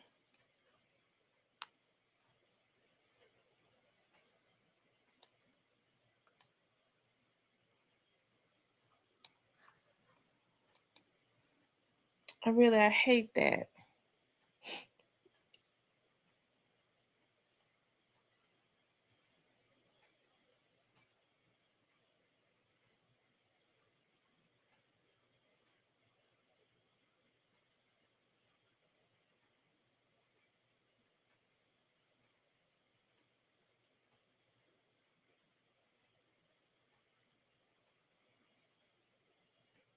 Mm, I tell you.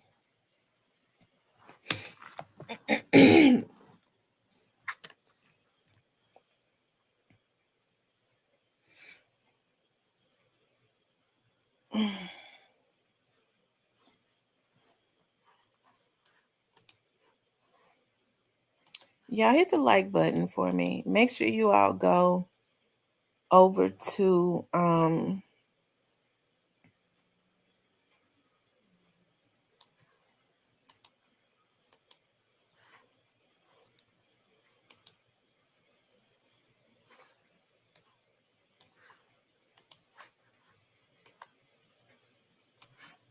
make sure y'all go hit all notifications, okay?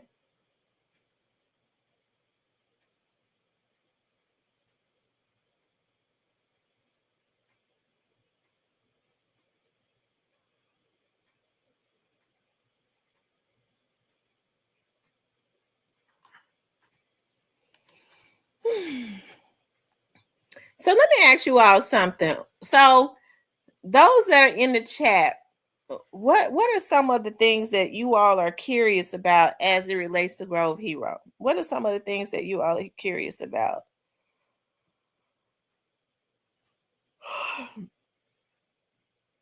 Yeah, it's really sad. I hate that so bad.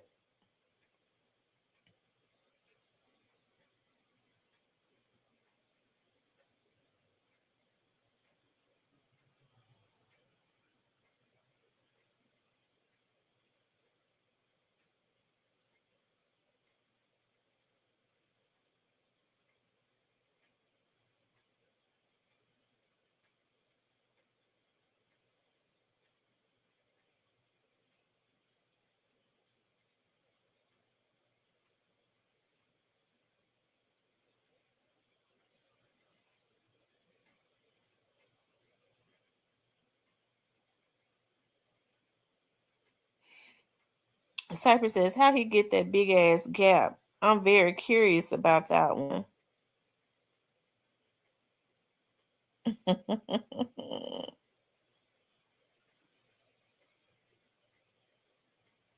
You can't find me? Okay. Hold on.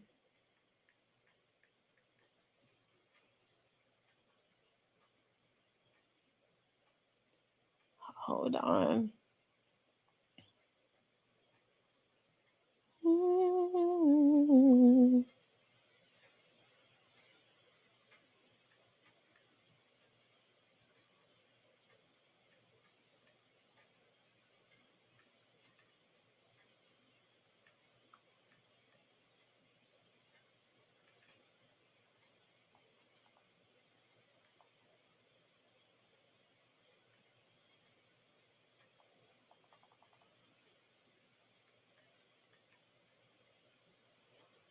I wonder why I don't see you.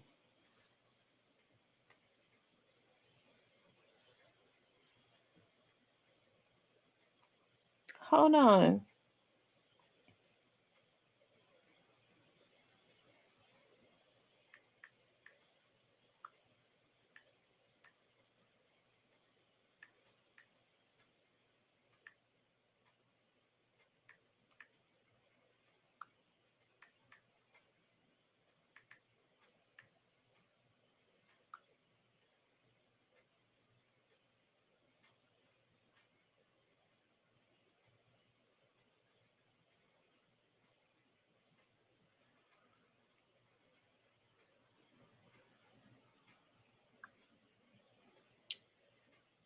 Okay, I see your page.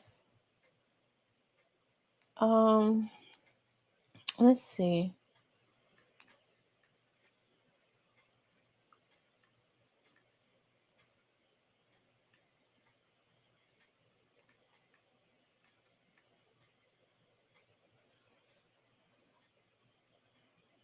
Yeah, that's crazy.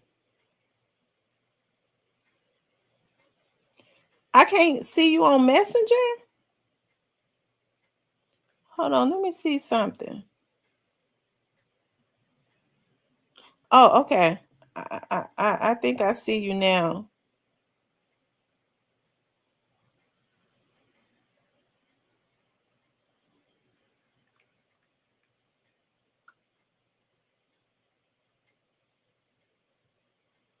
That's weird. Child. Shan want to know if he's married. Cypress TV said, how he get that big ass gap? Oh Lord. He says, how's everybody doing on Monday Madness today? Everybody doing good. I'm doing good. I'm doing good every day though. I do good every day. God is awesome.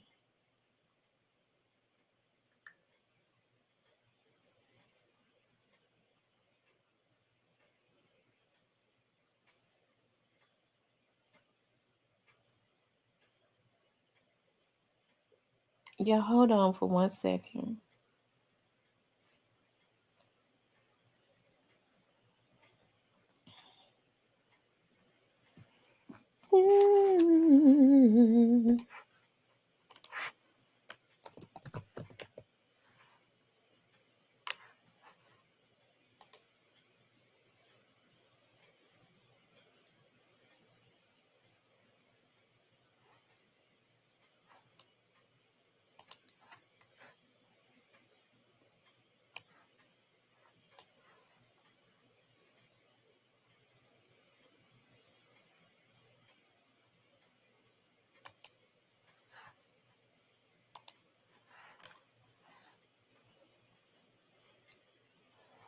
Okay, you sent me a close-up of the vehicle. Okay.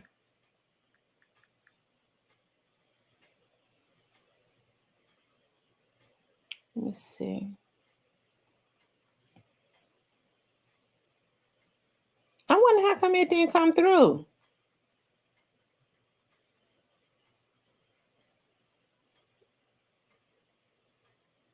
It didn't come through.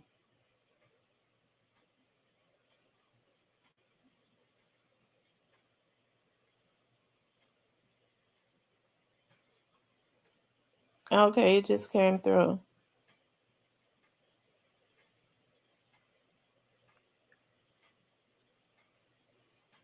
Hold on, you guys. Oh, I'm getting ready to pull it up.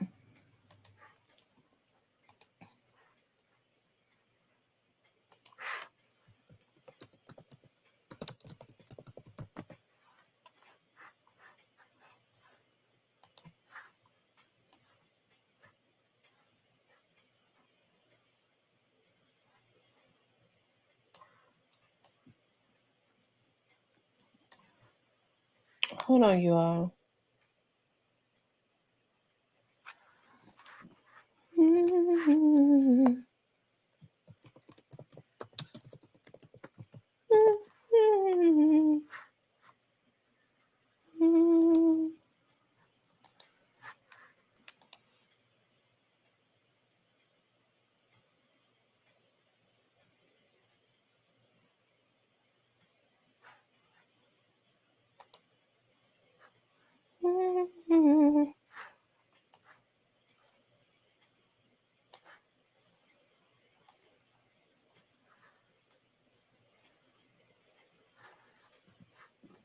Hold on, y'all. I don't know.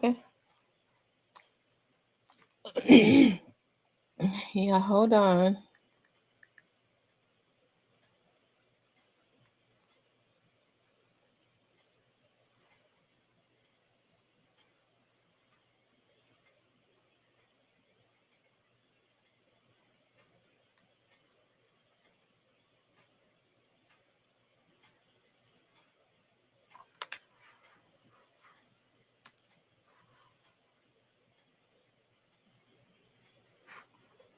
Y'all hold on.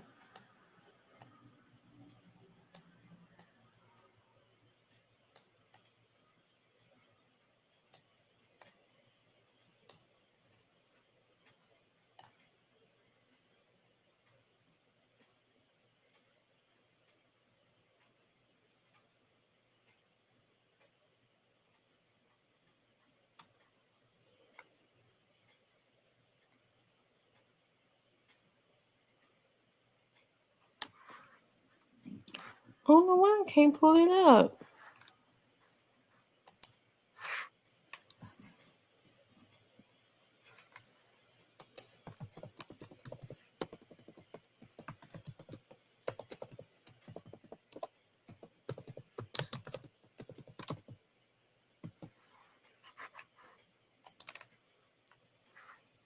Yeah, hold on. Give me a second.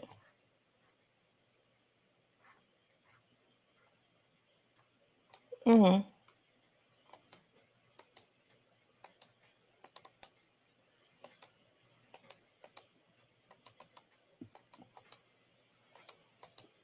When I click on it, it won't come up.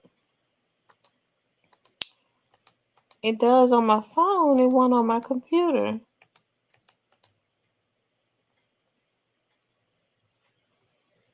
Mm.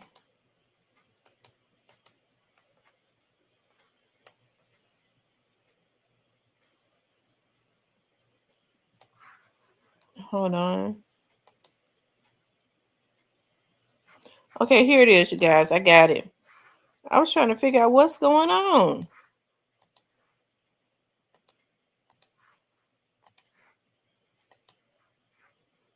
Again, y'all. Here we go again, man. That's fucked up. Y'all need to check on your folks. Check on your folks. Hey, that bullet shot broke her arm. Everything. I mean, woo, that shit. I mean, meat all over the car. That fucked me up. They said her flesh and stuff was all over the car. Here we go again. 2 dead in this car right here. If y'all know these people, y'all need to come check on y'all folks. It's a great kill. It's 2 women in the car. They are deceased.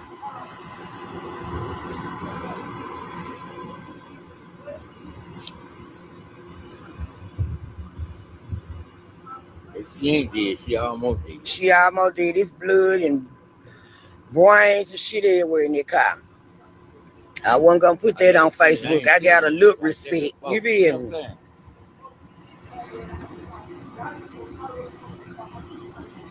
I hate motherfuckers like this here. Boy, want to talk shit, you don't want to do nothing. I should have called the police on my ass last night for sitting in my car. Bitch.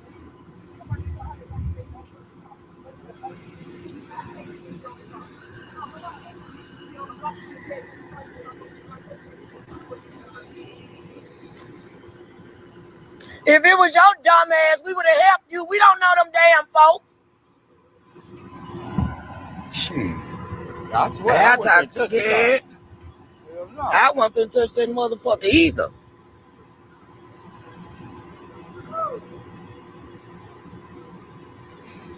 And then they gonna ask them what they stop here for.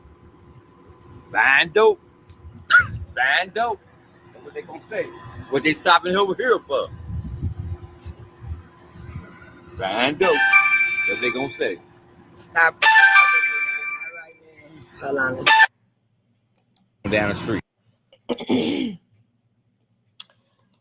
Oh Lord. Well, they had the car in park. One thing for sure, the car was in park. The car was in park because if it wasn't, it would have hit that pole.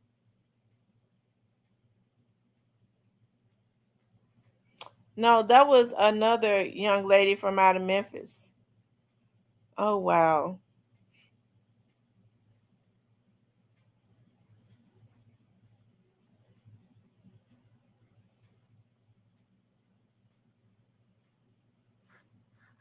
Mm. Mm.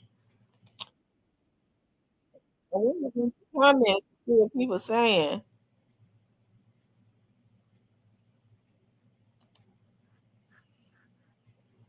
Mm.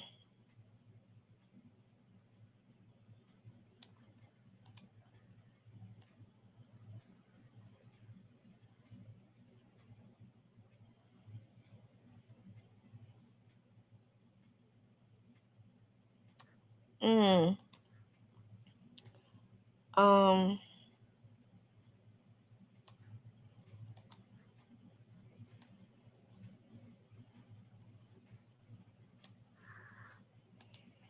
I tell you.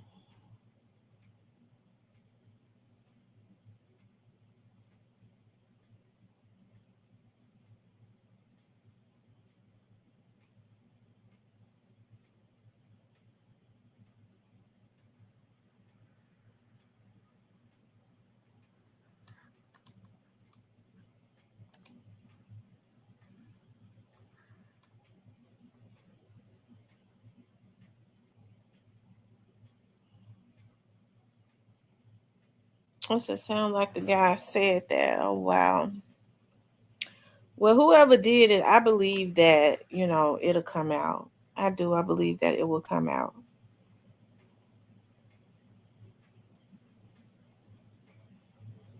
Oh, wow. It's really just so sad. Mm.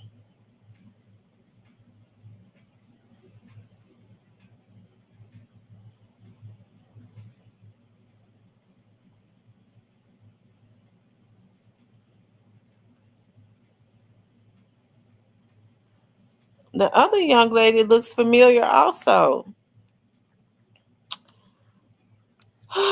Lord. Lord, I know you know all about it, as my grandma used to say.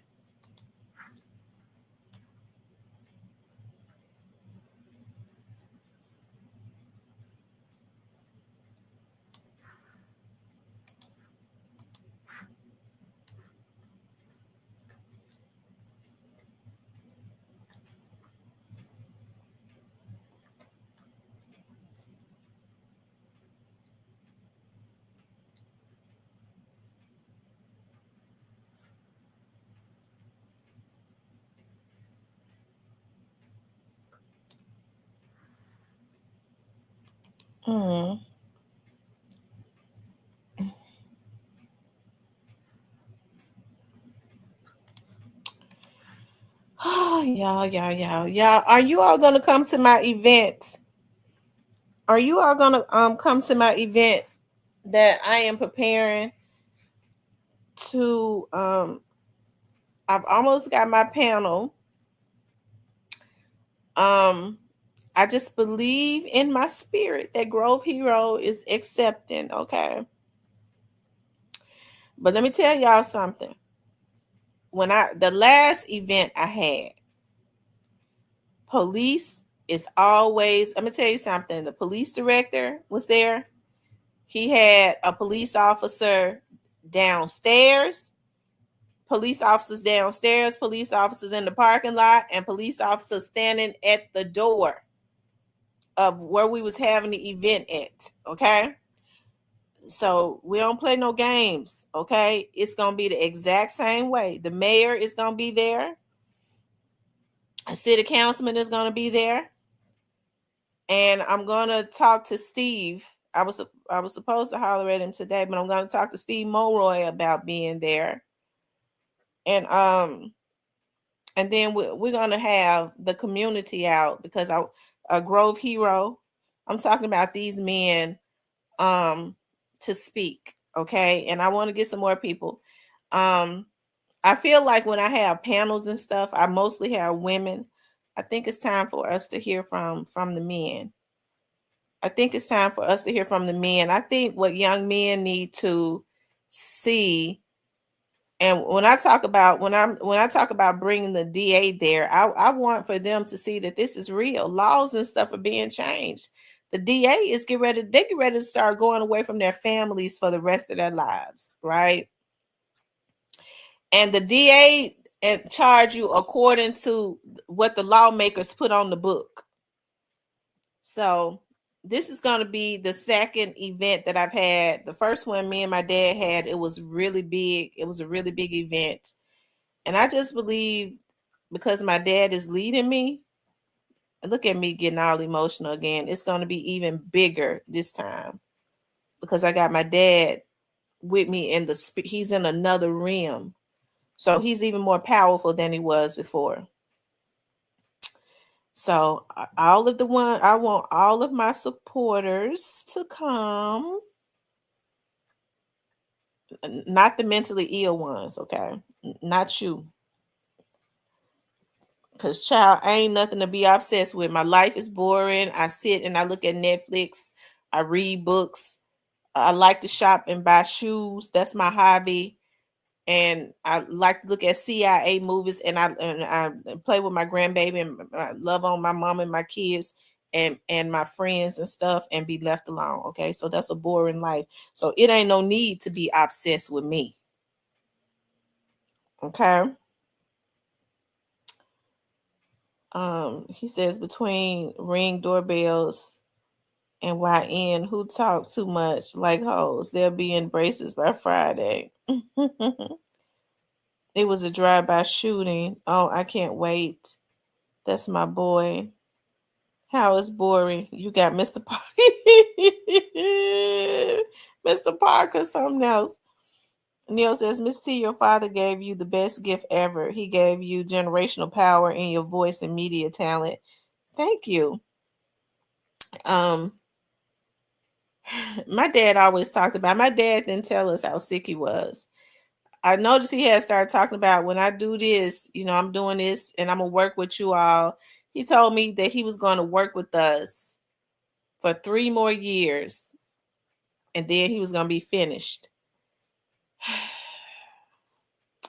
I tell you, he was just too proud to tell us how sick he was.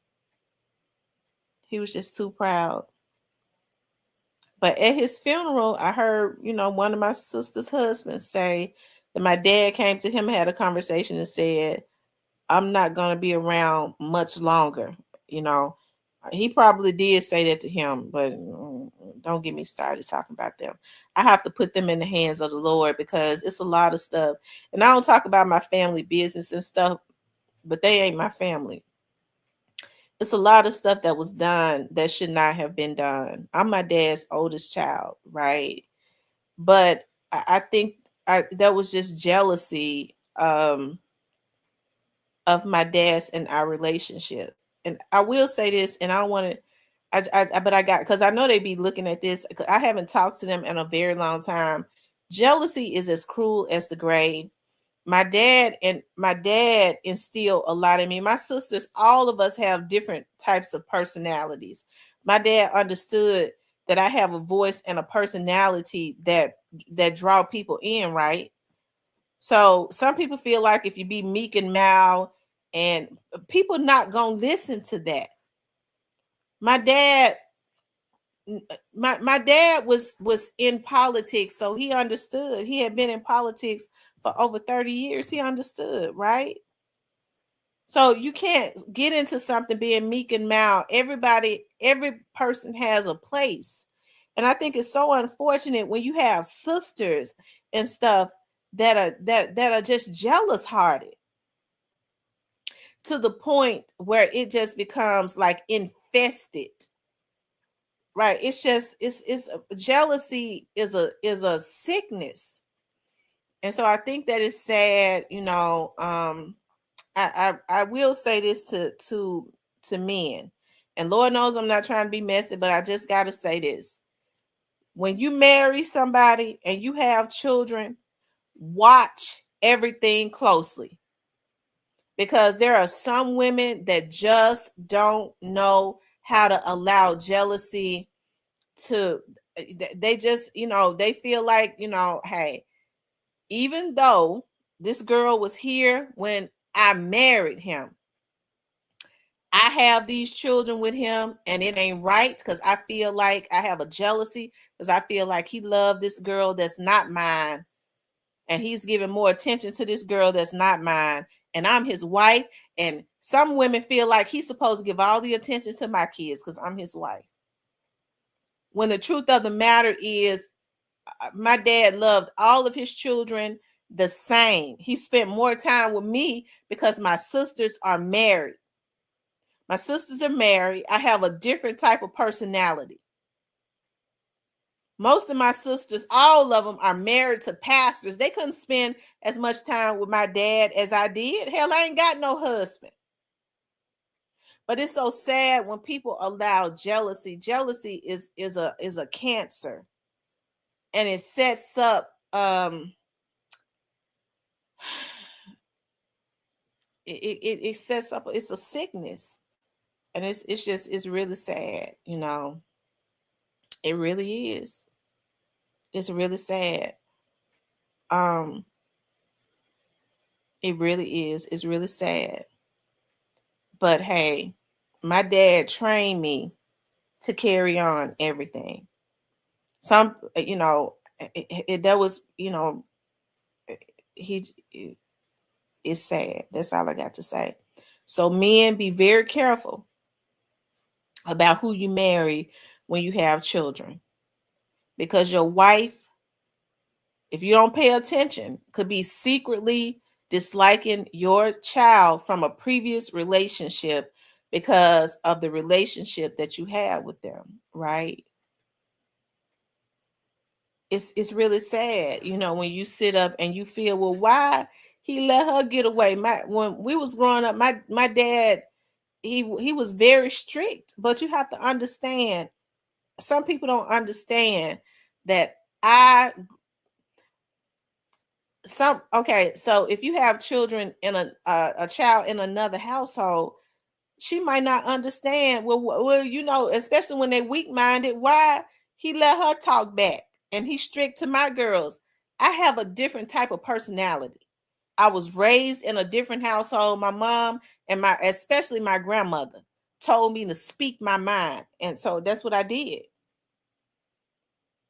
My dad didn't like it all the time, but I was not raised up in the house with my father. But some women don't understand that. Why he let her do that? And so they allow that jealousy of a man with his daughter, because my dad and I had similar personality, had the same interest. And he decided that I'm going to instill this in her, and she'll be able to lead the other girls because she's got the voice. She's more bold. A lot of people don't understand that. That's not my daughter. Even though you had her before you married me, she ain't mine. You don't supposed to show her that much attention. And so, I feel sorry. I was very angry for a very long time. Like, I think I'm just getting free now. I was very angry for a very long time because I was like, wow, these are girls that I grew up with. How could they allow jealousy to, how could they? I'm their sister. Like, we grew up together. How could they?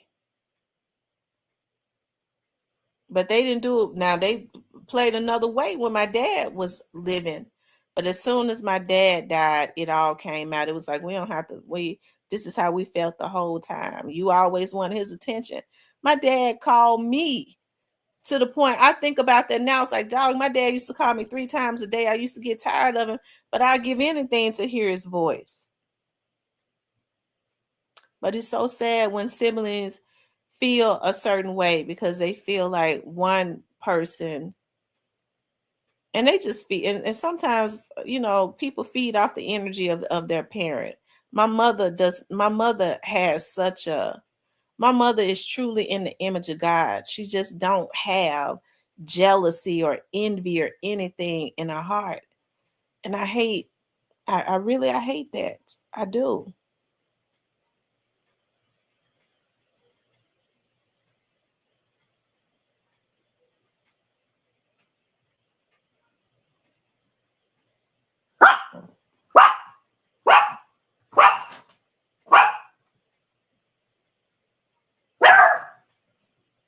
I really do. I hate that. But I can't stop being who I am because folks want to. No, when something bothers me, I speak up. I'm not gonna act like ain't nothing wrong. That's not how I live my damn life. I'm not fake either. The most dangerous person in the world to me is somebody that claims to be sanctified and all the time they mean and evil. I might cuss you out if you mess with me. But one thing I'm not going to do you dirty. I'm going to speak my mind. See, that's the problem. People don't want nobody to tell them the truth. And I know how to tell people the truth in love. And then there's some things I just won't say because it's not, you don't need to say it. But one thing I'm not is fake. I've never been fake in my whole life. And people have issues with people that know how to express themselves and speak their mind. Now, do you like that? Do you feel a certain way about what I just said? No, I'm not that. No, you spoke the truth. Yes, I feel a certain way about what you said. Let's talk about it. I sure do. That's how I am.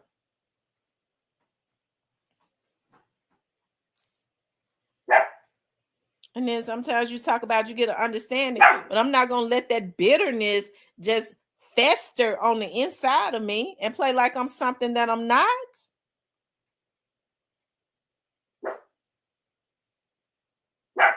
If I don't like you, I'm not going to deal with you.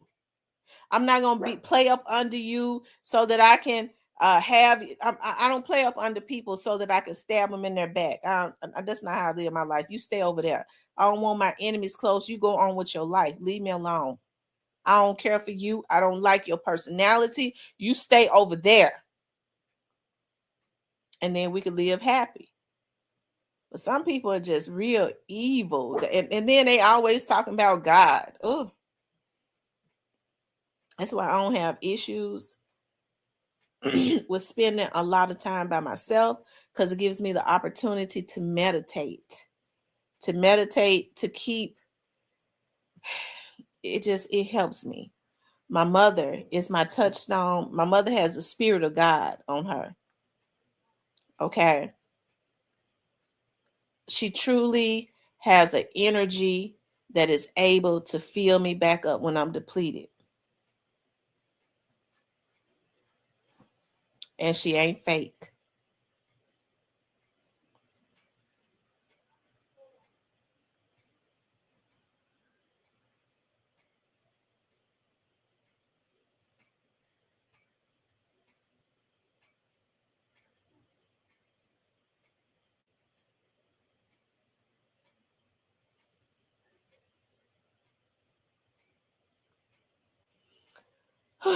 Anyways, I just wanted to release that. But I'm gonna pray for my sisters though, and their mama. I'm gonna pray for them. I pray for God to touch their hearts, and whatever it was that they watched all these years and felt like I was the favorite child. I never felt like I was the favorite child. Me and my dad butt heads so much. I always felt like I saw where my dad my dad treated us equally in different ways because we all have different personalities. But I pray for my sisters to truly heal.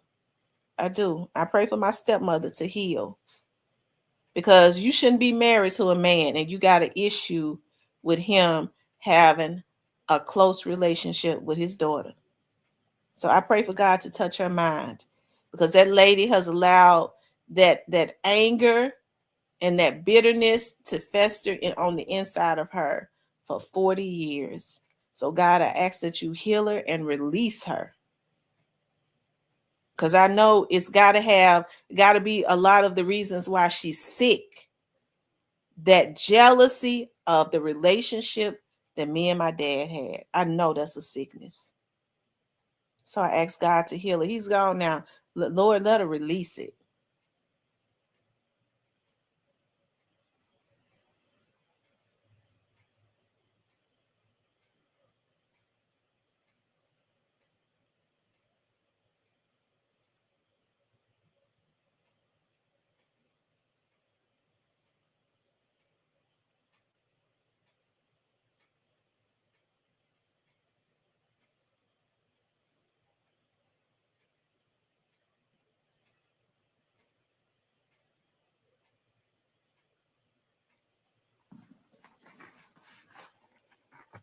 Anyways, she says she's saved, so I hope she could find it in her heart to heal herself and let that jealousy go. And my sisters too. Because I know they, I guess they, whatever, I didn't know that people was taking sides, but evidently they've had a lot of anger too. They grew up in the house with him and they got a lot of anger towards me because they felt like our relationship was closer. That's sick. That's really sick. I just, it's a sick thing, but you just have to pray for people. Anyway, y'all, I don't know why I talked about that, but I just, maybe I'm freeing myself because I've been very hurt by girls that I grew up with, knowing that they felt a certain way. When I always offered, I would always tell my sisters, why don't y'all speak? Y'all talk. Come on, y'all say something.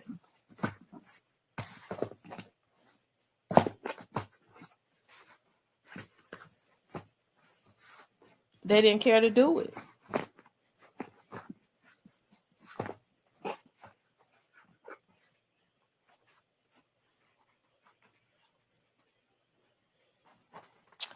Anyway, y'all, I think I'll take this video down because I got too personal.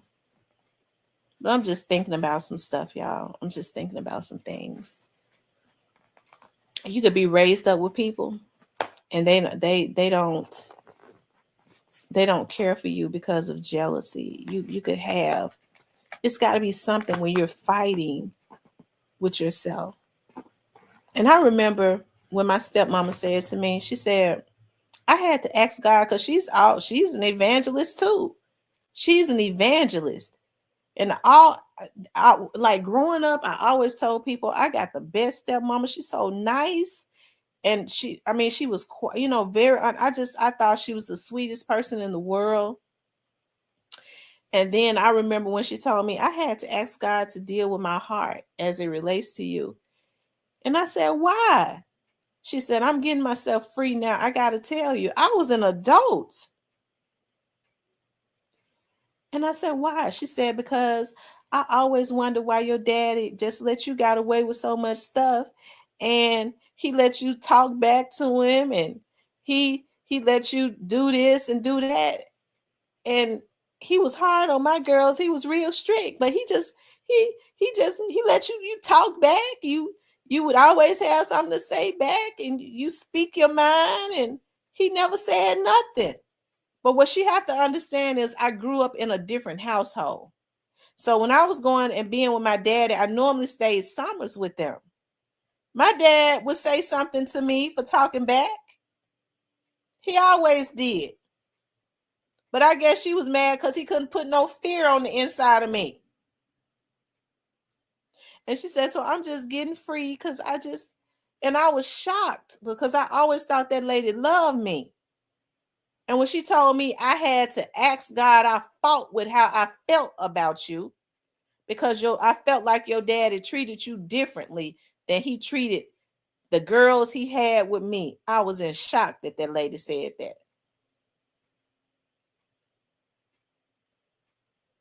I was in shock.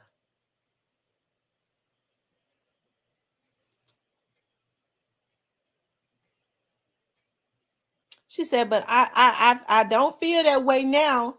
And then when me and my daddy go into business together, it all came out again. And I mean, it affected that lady so bad she had a stroke.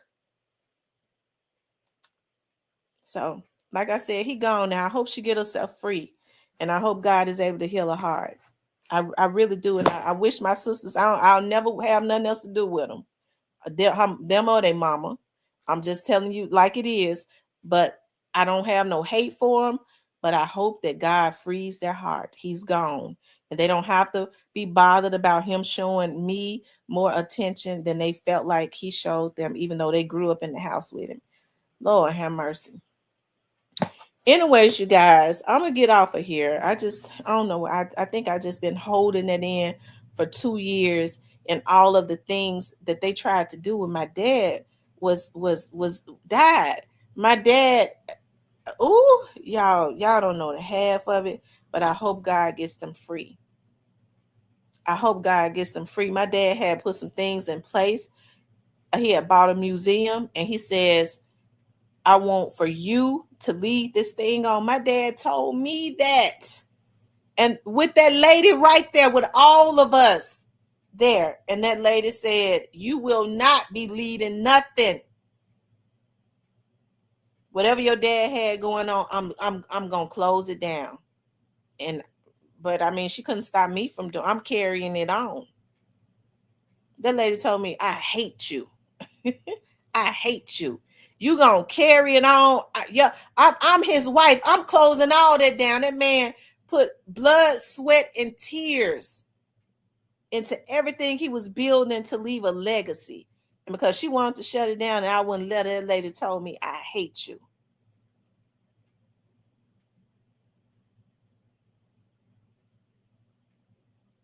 I said, well, I'm gonna carry it on. Your sisters don't want no part of it. I said, okay. I'm going to carry it on, though.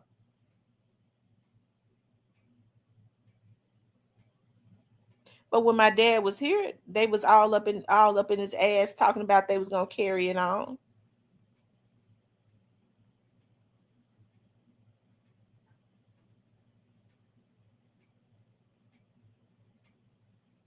So I pray that God deals with their hearts, because I'm not perfect, but I'm not evil. I'm not an evil person. I've never been an evil person. But it's got to be something, and something I don't have on the inside of me is jealousy, y'all. I've never been a jealous person. If somebody got something that I like, if I want it, I'll go get it. I'm not going to be jealous of them for having it. And I'm certainly not going to be jealous of a girl's relationship with her father just because I didn't give birth to her. Lord have mercy. Anyways, y'all, I'm going to have to get off of here. I'm just thinking about a whole lot of stuff. And it's really just sad how this lady did things. She didn't want any of the politicians at his. She told me, don't tell none of the politicians about his funeral. I don't want none of them there. How she know I didn't have a relationship with them? This was her opportunity. She was always quiet. She never really talked when my dad was alive. But this was her opportunity to show me your dad might have doted on you, but you're nothing to me. So that's why I say, fellas, be very meticulous about who you marry. Because even if you've been married to him for 40 years, you probably still don't know him.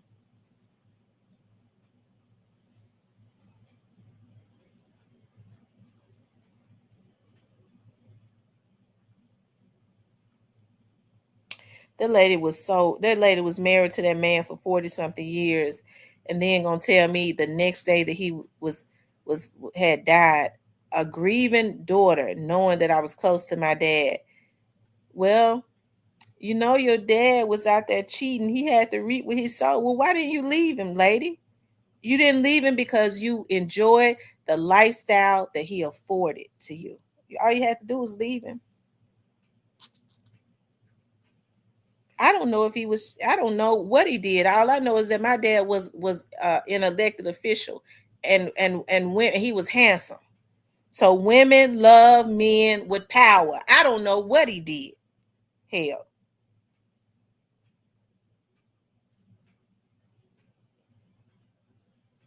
And I don't care. I want my daddy back. That's all I know.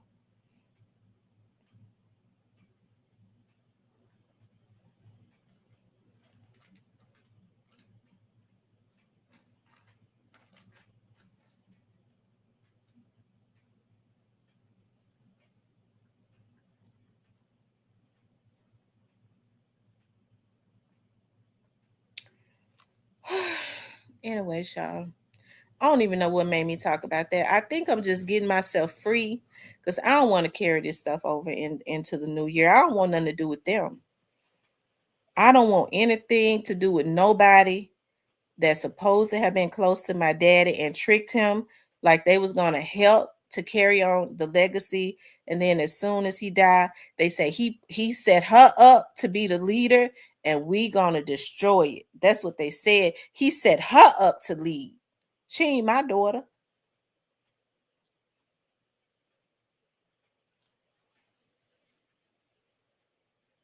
Even though it was for all of us.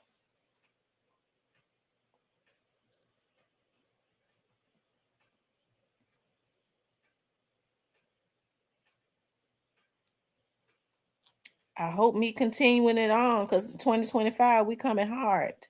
I'm already working with some people on some stuff. We coming hard. I hope it don't send her to a grave because that's my motherfucking daddy. I was here before anybody, and that man worked hard, and I'm carrying that shit on. Can't nobody stop me. Okay. Anyways, you guys, I love you guys. Y'all just pray for me, okay? Maybe one day I might see him and go, that's my sister, and I forgive you, but I don't think I will. I don't think so. But maybe I will. I got other sisters. We love each other real good. We was taught to love each other. We ain't have no bitter mama or nothing. So but I pray, I pray for that lady because I pray for her. Hey, I know it could not have been easy to be married to somebody like my dad, who women just threw themselves at.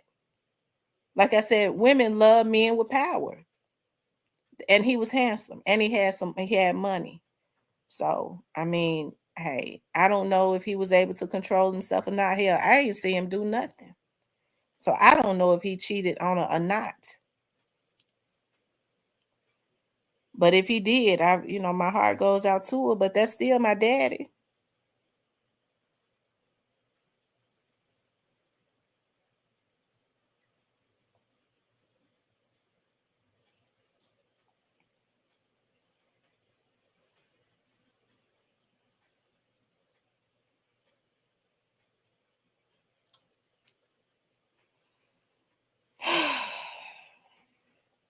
I feel like a load just been lifted up off of me.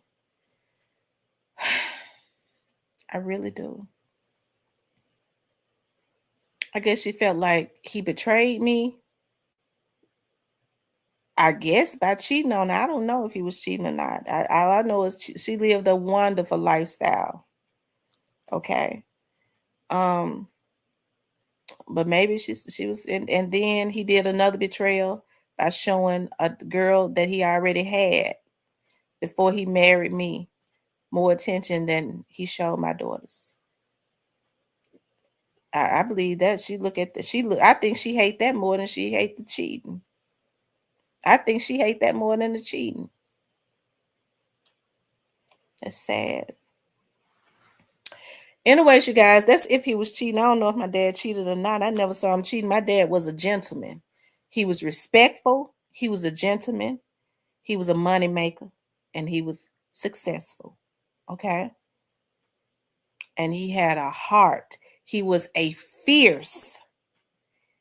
Everybody called him a fierce leader that did not bend for anybody. Okay. The man worked all the time. Hell.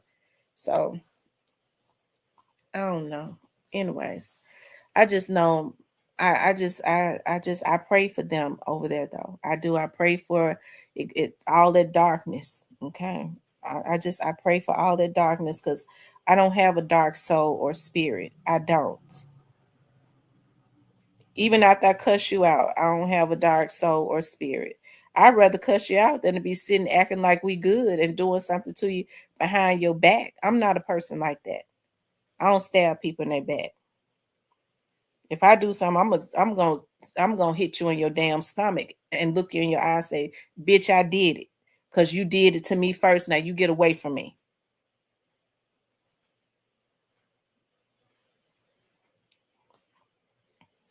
Anyways, you guys, I'm gonna get off of here so I can do some things.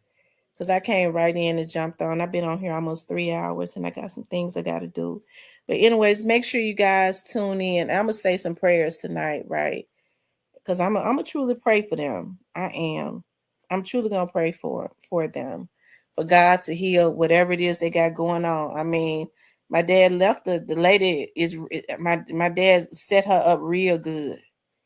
I mean, the lady is set for the rest of the lives that she got and the life after that.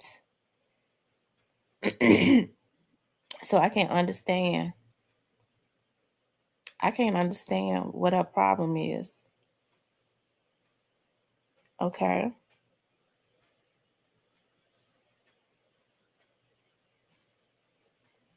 He says, see, misery loves company.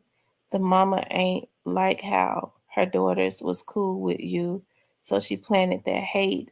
You see how your daddy is with Chrissy. Why he ain't like that? I think that's exactly what she did. I think that's exactly what she did. And me and those girls grew up together. We grew up together.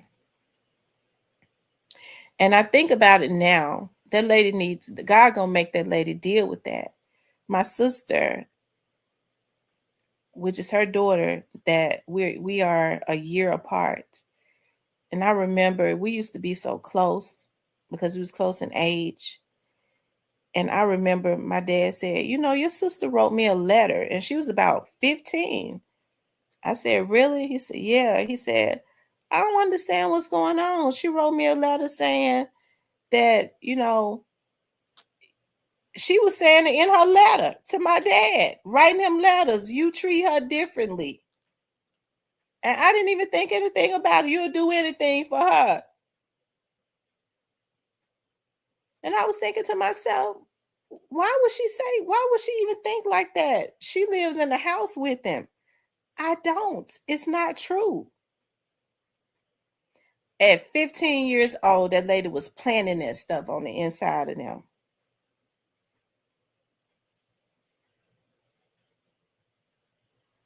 Because of her jealousy. And my dad was like, I can't, he didn't even know she was doing it. He said, I just can't understand. I have to treat all y'all differently, but I treat y'all the same because y'all got different personalities. My dad was way more firmer with me because I was outspoken. So he couldn't play with me. When I say he couldn't play with me, I mean, he had to be harder really on me because I would I would have really ran over him. He didn't fuss at them. He didn't do any of that because they was always quiet and mild-mannered. And I felt like he don't ever fuss at them, but he always fussing and talking crazy to me. But I never had any hate or anything inside of me for my sisters. Never.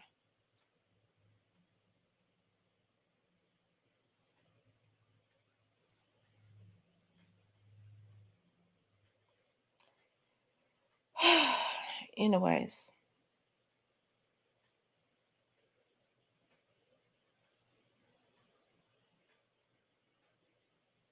Like I said, I hope she can heal now. She don't have to look at him talking to me on the phone 3 times a day. She don't have to sit and look and listen to it. He gone. I hope she happy.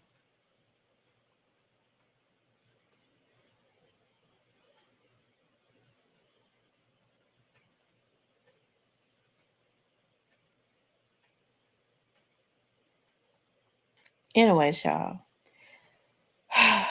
I'm going to pray about this tonight. I love you guys. It's been a pleasure being on here with you all. I'll talk with you later.